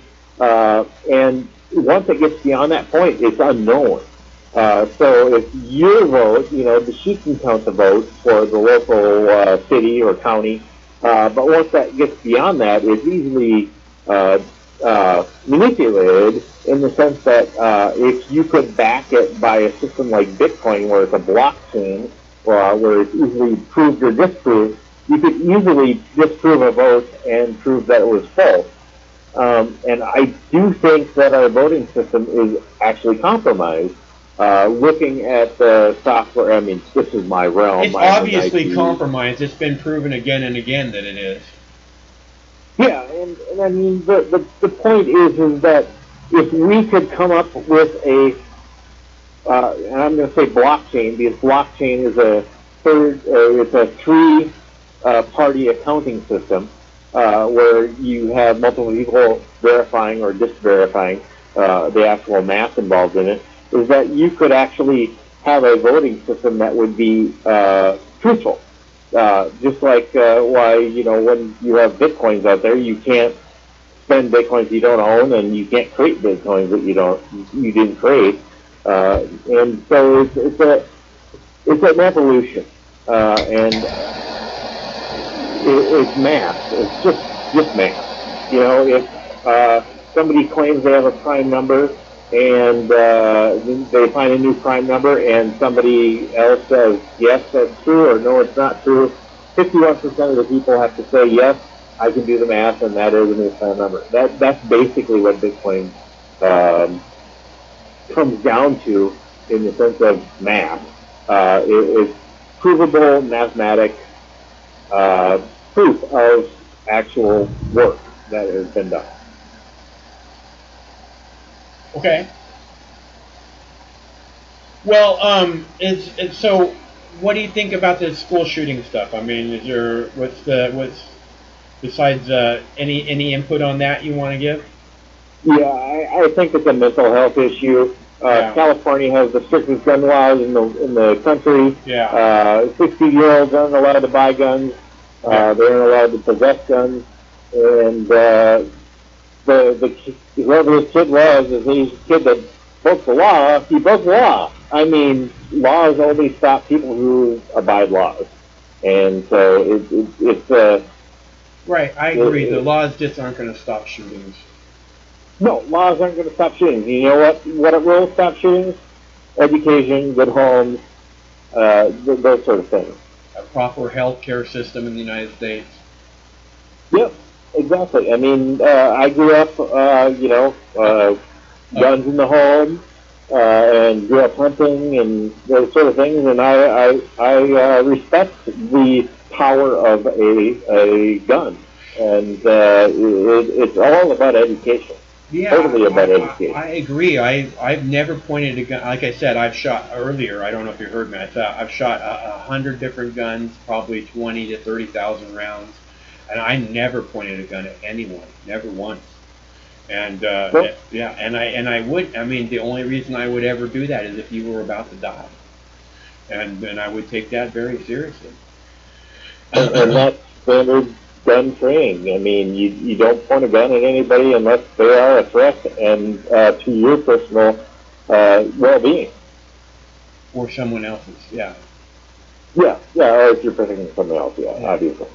But and I think that's part of the problem also, is that kids these days, a lot of them, the vast majority of them, the only experience that they've ever had with a gun is that it's a toy that they play with in their virtual world, So, yeah, I mean, my father, who's now 60 years old, he remarked that they had gun classes in school, in public education. They actually had gun courses and shooting courses where they actually, practiced marksmanship and did their practice in school for that sort of thing. So, I mean, it's all an educational process, but the other part is that gun laws don't stop criminals from getting guns. Period. End of story. The criminals do Or not using get, guns. No, it won't stop them because, just like the drug laws, it doesn't stop people from getting drugs. Period. End of story. It just doesn't happen. Even little kids, drug laws don't stop even little kids from getting drugs. The population has simply been over criminalized. We have to take all these laws off the people and let them live their lives. I mean, that's the libertarian standpoint. Is that as long as you're not hurting somebody else, the government shouldn't be involved in your life in any way. Yeah, and that's definitely the case. And the other part of it is like I've witnessed all sorts of things in my lifetime. I went down to the East Wind community, which is in Missouri, which is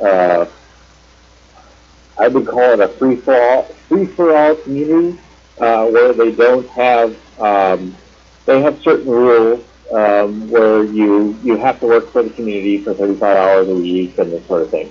It came out of the hippie movement of communes, and but they still have rules. They still have things they follow, and that is society in the sense of community rules that everybody abides by and that sort of thing. But they still have rules. And it doesn't stop people that disobey the rules from disobeying the rules. They just get kicked out of the community if they do. That's the societal kind of framework that we're talking about, is that you can't really dictate society. Society kind of has to dictate the rules, essentially. I mean, you look at Hong Kong right now; they are fighting for their freedom, and China is oppressing them, and they are doing everything they possibly can, even though they're disarmed and everything else. They're coming up with things like, we figured out how to stop the smoke bombs and the tear gas. We put them in water, and we know how to blind helicopters with lasers and down drones with lasers, and so.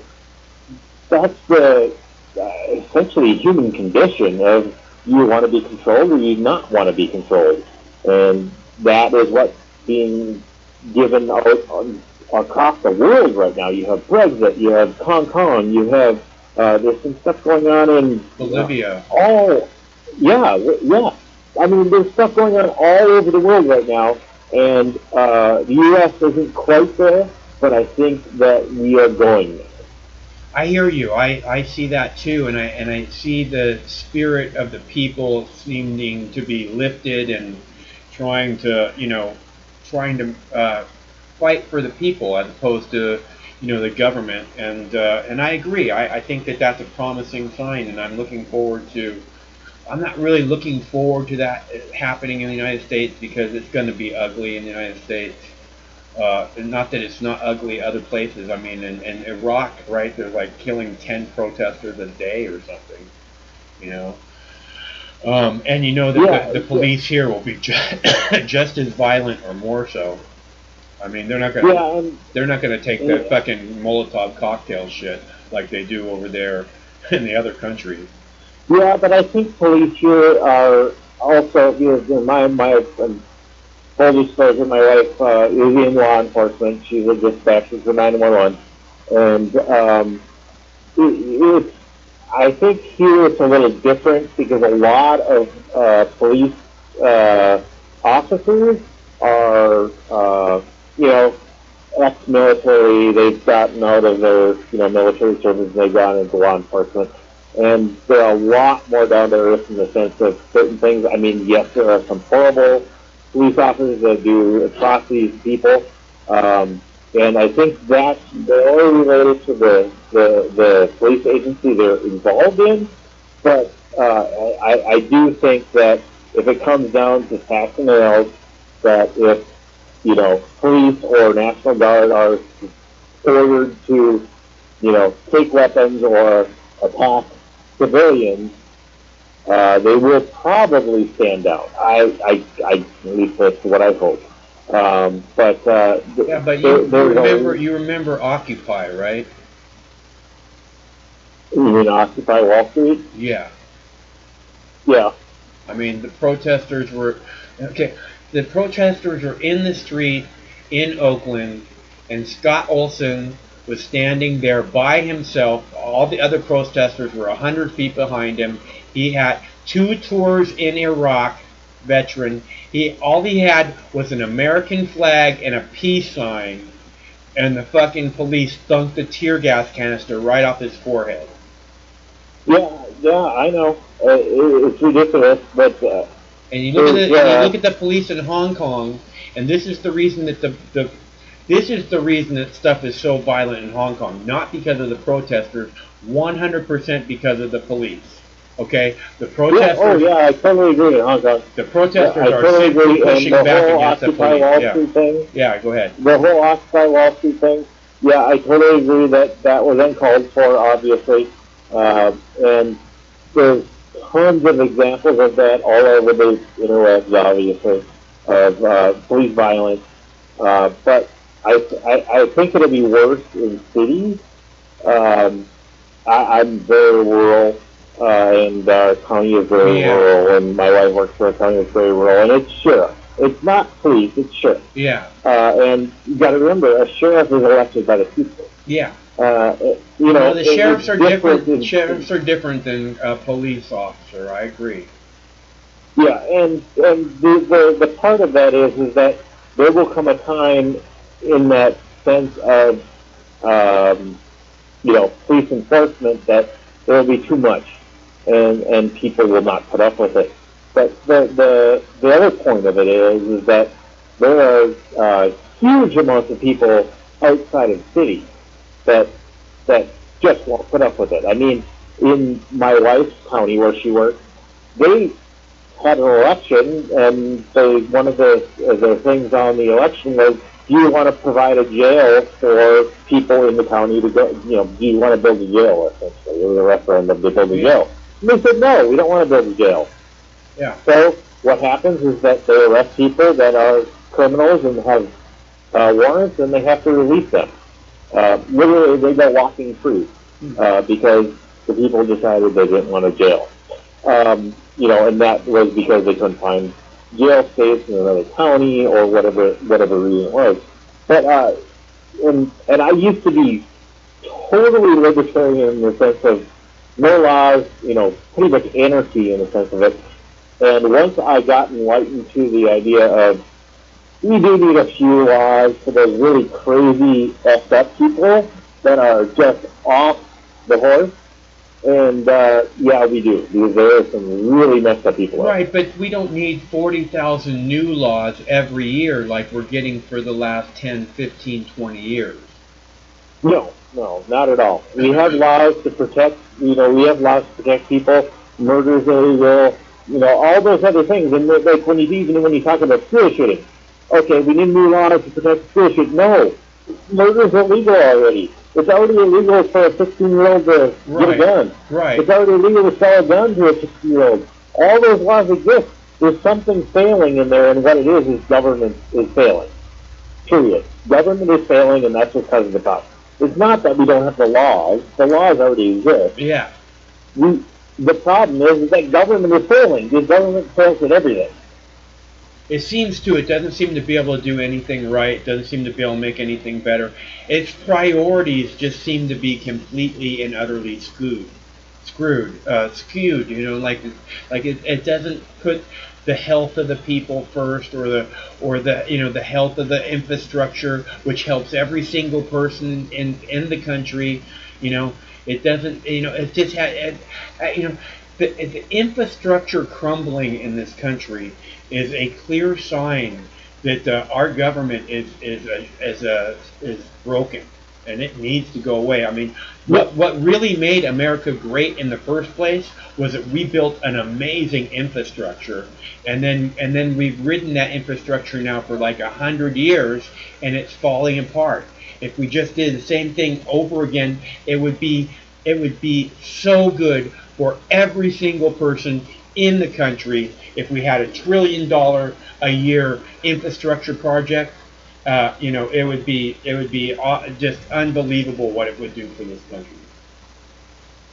Yeah, I don't even think it needs to be like a push for infrastructure or whatever. I think it needs to be a push for, in the sense of betterment. If a company comes out and says, "Hey, we can make a better widget," great, awesome. Let them do their widget. But there's, it's that balance between. And so let's take for instance. I hear you. I think if we can't actually be planning out a 22nd century infrastructure, to be building so that when we complete it, it's not already obsolete, then it might not be worth the money to be spent now. Is that what you're saying? Yes, I mean, I think that there's, so like, let's look at YouTube. YouTube has been, have all these censorship issues that have come out, and some of those come from government laws. Like now they're doing this whole for kids thing, and doing this whole the kids thing, right? Yeah. If you're making videos for kids. No, I'm not making fucking videos for kids. Fuck kids. Yeah, so that's a government mandate saying that if you make content for kids, you have to abide by these rules, blah blah blah blah. Is that okay? Yeah, fine. Let's do that. But the problem is that when you get to the point of companies deciding themselves as a company that we're going to support this group of people and not this group of people. And the problem with YouTube is that their idea is that, oh, we're going to censor these people and not these people, but yet we're going to claim that we're a public service open to everybody.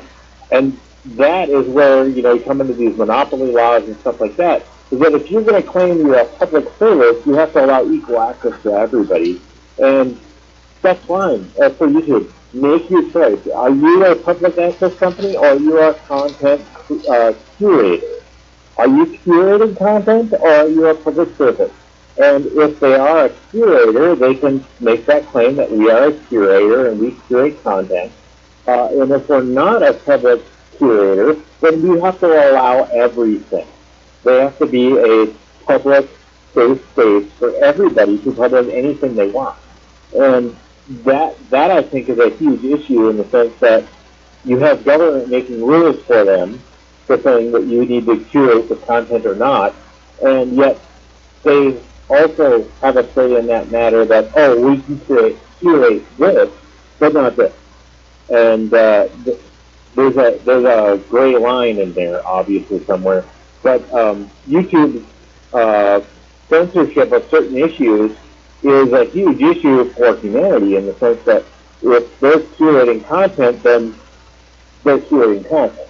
If they're not, they're not. But if government is mandating that they curate content in a certain way, then government controlling YouTube, or is YouTube controlling the government in that sense of how they're dealing with their business model?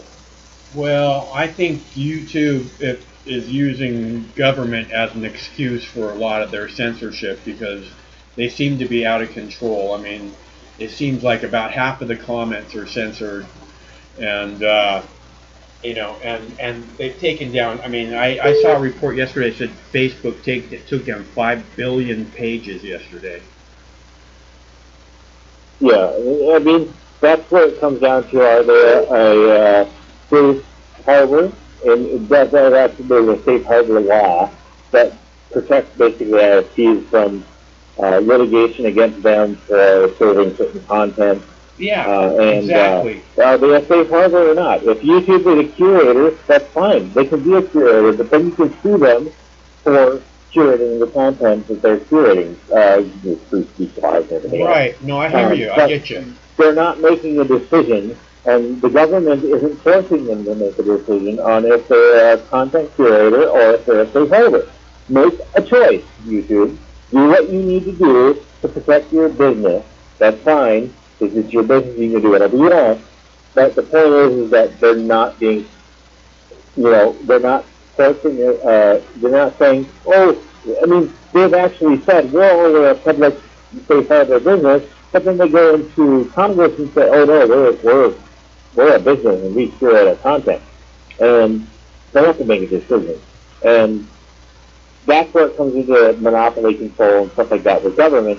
Monopoly was, controls were made to protect the citizens, not protect companies. And I think that's where you get to the point of, fascism versus freedom, in the sense that, if companies are controlling how Congress dictates their laws and rules, then the people are just losing. The people are losing. I'm pretty sure of that. There's no doubt about it. Yeah, I agree that people are losing, and I think there's alternatives out there, but they're not fully developed at this point. But I think they will. And I think that the alternatives are being, kind of kept in the dark. The public is not being informed the way that it should be either. There's just a real the whole system, the whole Western civilization. I don't know, United States. We're screwed, man. I keep saying the pillars of the community are just the people that we turn to. The politicians are full of shit. The police are full of shit. The medical complex is full of shit. The military's full of shit, and you just don't. There's nowhere. The religions are full of shit, and there's just nowhere to turn to, and it's just making the people. I think that. Maybe it's opening their eyes. Maybe it's bringing them to a place to where. There has to be something better. It's what I keep saying. I know we can do better. I know we deserve better, and we just gotta start holding these people accountable, because they're clearly, I'm pretty sure that they're breaking a lot of laws, and I think if we could just hold them accountable for the oath that they take. You know what I mean? When they go up to the Washington, D.C., they put their hand on their religious text of their choice, and they take a vow to their deity of their choice that they are going to protect the Constitution. And if they're not up there fighting, like you're saying, like Ron Paul, he was fighting to protect the Constitution. He talked about it all the time. And if they don't seem to be doing that, they seem to be doing the opposite of that, it seems like we should be able to jail them, or at least fire them or something, Yeah, I mean that's the point, is that I don't care what religious sect you have or what you believe or whatever, but if you get elected and you agree to uphold the rules and laws of this land, of the Constitution, you shouldn't be fighting against that in the sense of what you do on a daily basis. And it's mind-boggling to think that you have people up there that are, and it's all. I don't know if you've ever seen the movie Wag the Dog. Yeah. I look at our current situation in politics like Wag the Dog. And Wag the Dog is a movie from the 90s or 80s. Yeah, Clinton era, yeah. Yeah, it's a movie basically talking about how media and propaganda is used to sway opinions of people. And I look at everything that's going on right now, it's all propaganda. Every side, I don't care what side it is, it's Republican or Democrat or whatever, it's all, it's divide and conquer, essentially. Divide and conquer tactics were used very, very well in military operations, because you divide the force and then you can take them out. Yeah. And that's what Democrats and Republicans are. It's divide and conquer. This side and that side, and they just divide the force. And if everybody got along and said, "Hey, we're sick of this shit. We don't want this anymore. We don't want the left and the right. We just want to go for freedom, and we just want to do what we want to do."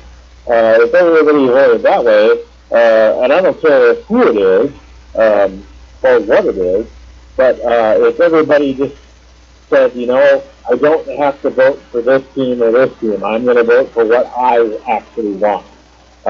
You know, I don't want to be taxed with. I don't want, Right. you know, I be agree. forced to take immunizations or whatever it is. I don't care what it is. Yeah. Vote for what you want.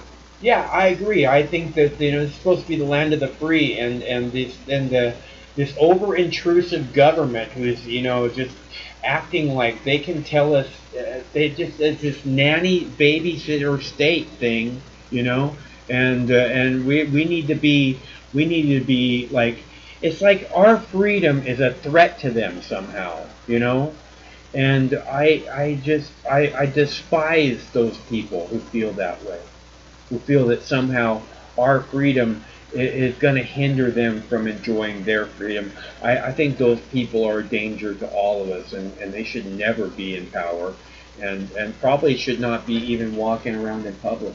They should be probably locked up. Yeah, no, I mean, I don't think you should lock people up. I think it's the way they want to think. But I also think that the idea is that vote for what you want, but also realize that if you vote power to something or somebody, that can eventually be turned around to get back at what you want. So if you grant somebody power, they can turn that around and use that against you. Right, I've said this again and again. It makes sense that you would vote for Donald Trump because it boils down to giant douche or turd sandwich, and nobody wants a turd sandwich, right? So, but once you get into power, okay, so it makes sense that you voted for Donald Trump, right? But once he gets there, he's not your guy. He's the one that we have to keep check on now. Not just him, all the politicians. Like you're saying, they're all doing a horrible job, and it's not that one side is it's not that one side is looking out for you. You tell me, which side is it that's fighting for freedom? Because that's the side that I'm on. And I don't see that side. Okay? And like you're saying, you should be able to vote for who you want to. Yeah, but if they only allow Democrats and Republicans into the debate, then you get the impression that these are the only real choices. These are the only candidates that I'm really able to learn about. So there should be like 5 parties, a minimum of 5 parties. And that way, I honestly believe, and they should all be involved in the debates, and they should all be, and there shouldn't be, and the debate should be a fucking marathon fucking endurance thing, where, if you can't fucking be on stage for 6 hours taking questions, you probably can't handle the presidency either. Oh, yeah, I totally agree. The debates, here's a Democratic debate, here's a Republican debate, it should all be fine. It should be everybody up there, and I don't care who it is, if it's the Green Party, the Republican Party, the Libertarian Party, the pot party, whoever it is, they should all be up there making their point on the same things, and the moderators should not be Fox News or CNN or whatever. It should be essentially literally, it should be a 24-hour, 40-hour thing, and it should be like you said, a marathon. An endurance. It should be an endurance competition where, basically, I agree when you say 24, 48 hours. I think they should fill huge auditoriums like Donald Trump loves to do, and then just as long as there's someone who wants to ask the candidate the question, they should have to stand there and take questions from the people, because that's what their fucking job is to take questions from the people. Yep, they work for us. Yeah. They are our representatives. They work for us. Period, end of story. Yeah, I agree completely. All right, anything else you want to say? Yeah, I think we agree totally on pretty much everything. I don't know about that, but I think we're off to a good start. Have a good day. Hey, it's good to hear from you. Thanks a lot for calling. Yep. Peace. Bye. Okay, so that was nice. That was a good conversation. I know I'm letting callers go a long time, but I want to see. I want to connect with you guys. I want to hear what it is you have to say. I want us to have a conversation, not just you say what you want to say and then. Hello, caller. Michael, Hey, what's up? hey, buddy, I just want to say, Tulsa Gabbard gives me a big old boner, and I want to say, Michael, Michael, big old gray beard, Michael, Michael, waves me from here. Right on. Well, that was nice. I inspired someone to write a song. Isn't that cool? That's one of my favorite things that I've done in this lifetime. So you know, is that I have inspired many, many people. Like I said, long after I'm gone, the vibration that I've set up on this planet will be humming. So you know what it is I'm doing, what it is that I've done already. And if you'd like to help continue Mox News doing that, if you appreciate the hard work of the show, me coming out here every night, Monday through Friday at 7 p.m. We've been doing this for 3.5 hours tonight, and not a single donation. You know, I see those people on Twitch, and they're getting donations left and right. I can't believe that the people on Twitch are better than the people on YouTube. All I'm saying is Mox News survives solely on contributions from good people like you, and there's been none today, and which is fine. Jason gave me contribution yesterday. That was very nice.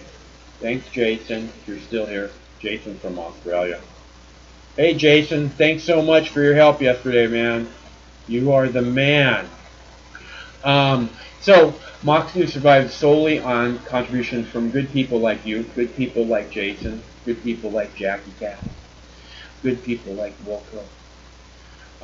And if you'd like to kick down for some pizza or something, or actually, it's Rufus and Sammy's birthday on Saturday, and I'm taking up a cheeseburger fund. So if anybody wants to get Rufus and Sammy a cheeseburger for their birthday, it's easy to do. There's clickable links in the chat room here. There's clickable links in the description box of this video, or you can go to moxnews.com, and it should take you less than 2 minutes to give something back. To say, hey Mike, I love what you're doing. Keep doing it, bro. Because that kind of encouragement means the world to me. It's the reason that Mox News is still here. The only reason. Well, that's because it's hard to put a virtuous man down. Hard to hold him down. So, double cheeseburgers. That's right. I'm sorry. Double cheeseburgers for the Poochies. That's what we're doing. They like the double cheeseburgers. Oh, man. I held it up for Rufus, and he takes these little tiny bites. Just little bites. And he just, cheese. Oh, cheeseburger. So if anybody wants to kick down for cheeseburgers, I will film Sammy and Rufus eating cheeseburgers, and we'll put it on the green screen on Monday. Okay? So if you want Sammy and Rufus eating cheeseburgers on Monday on the big green screen, kick down. It's easy to do at moxnews.com, or there's clickable links in the description of this video, or here is my PayPal. Here is my GoFundMe, and here is my Patreon page. That's how Greg says it. Patreon. Alright guys, I am done. Nobody's calling. I am out. Jackie Clap, thanks so much for calling. It's very nice to hear from you. It's always nicer when all you guys are here. It was a good show. I really enjoyed it. We'll do it again tomorrow. Same Mox time, same Mox channel. Oh, how rude! Hello, caller. Martin! The what now? Martin! The what? What? Comment français! Je m'appelle! Oh, okay. How is You're funny. I gotta go, bruh. Hey, did you want to say something? Bienvenue Français! We love you! Okay, I gotta go. Thanks so much for calling. I love you! Have a nice night, everybody. It's good to see you. We'll do this again tomorrow. Same Mox time, same Mox channel. 7 p.m. Monday through Friday. See you there. Stay cool. Wednesday, this war is gonna end.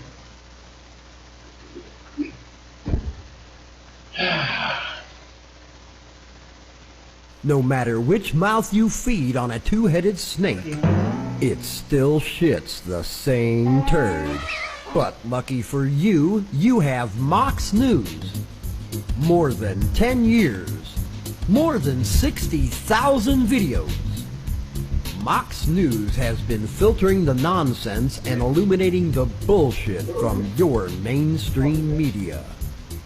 Turn off your TV and turn on to Mox News.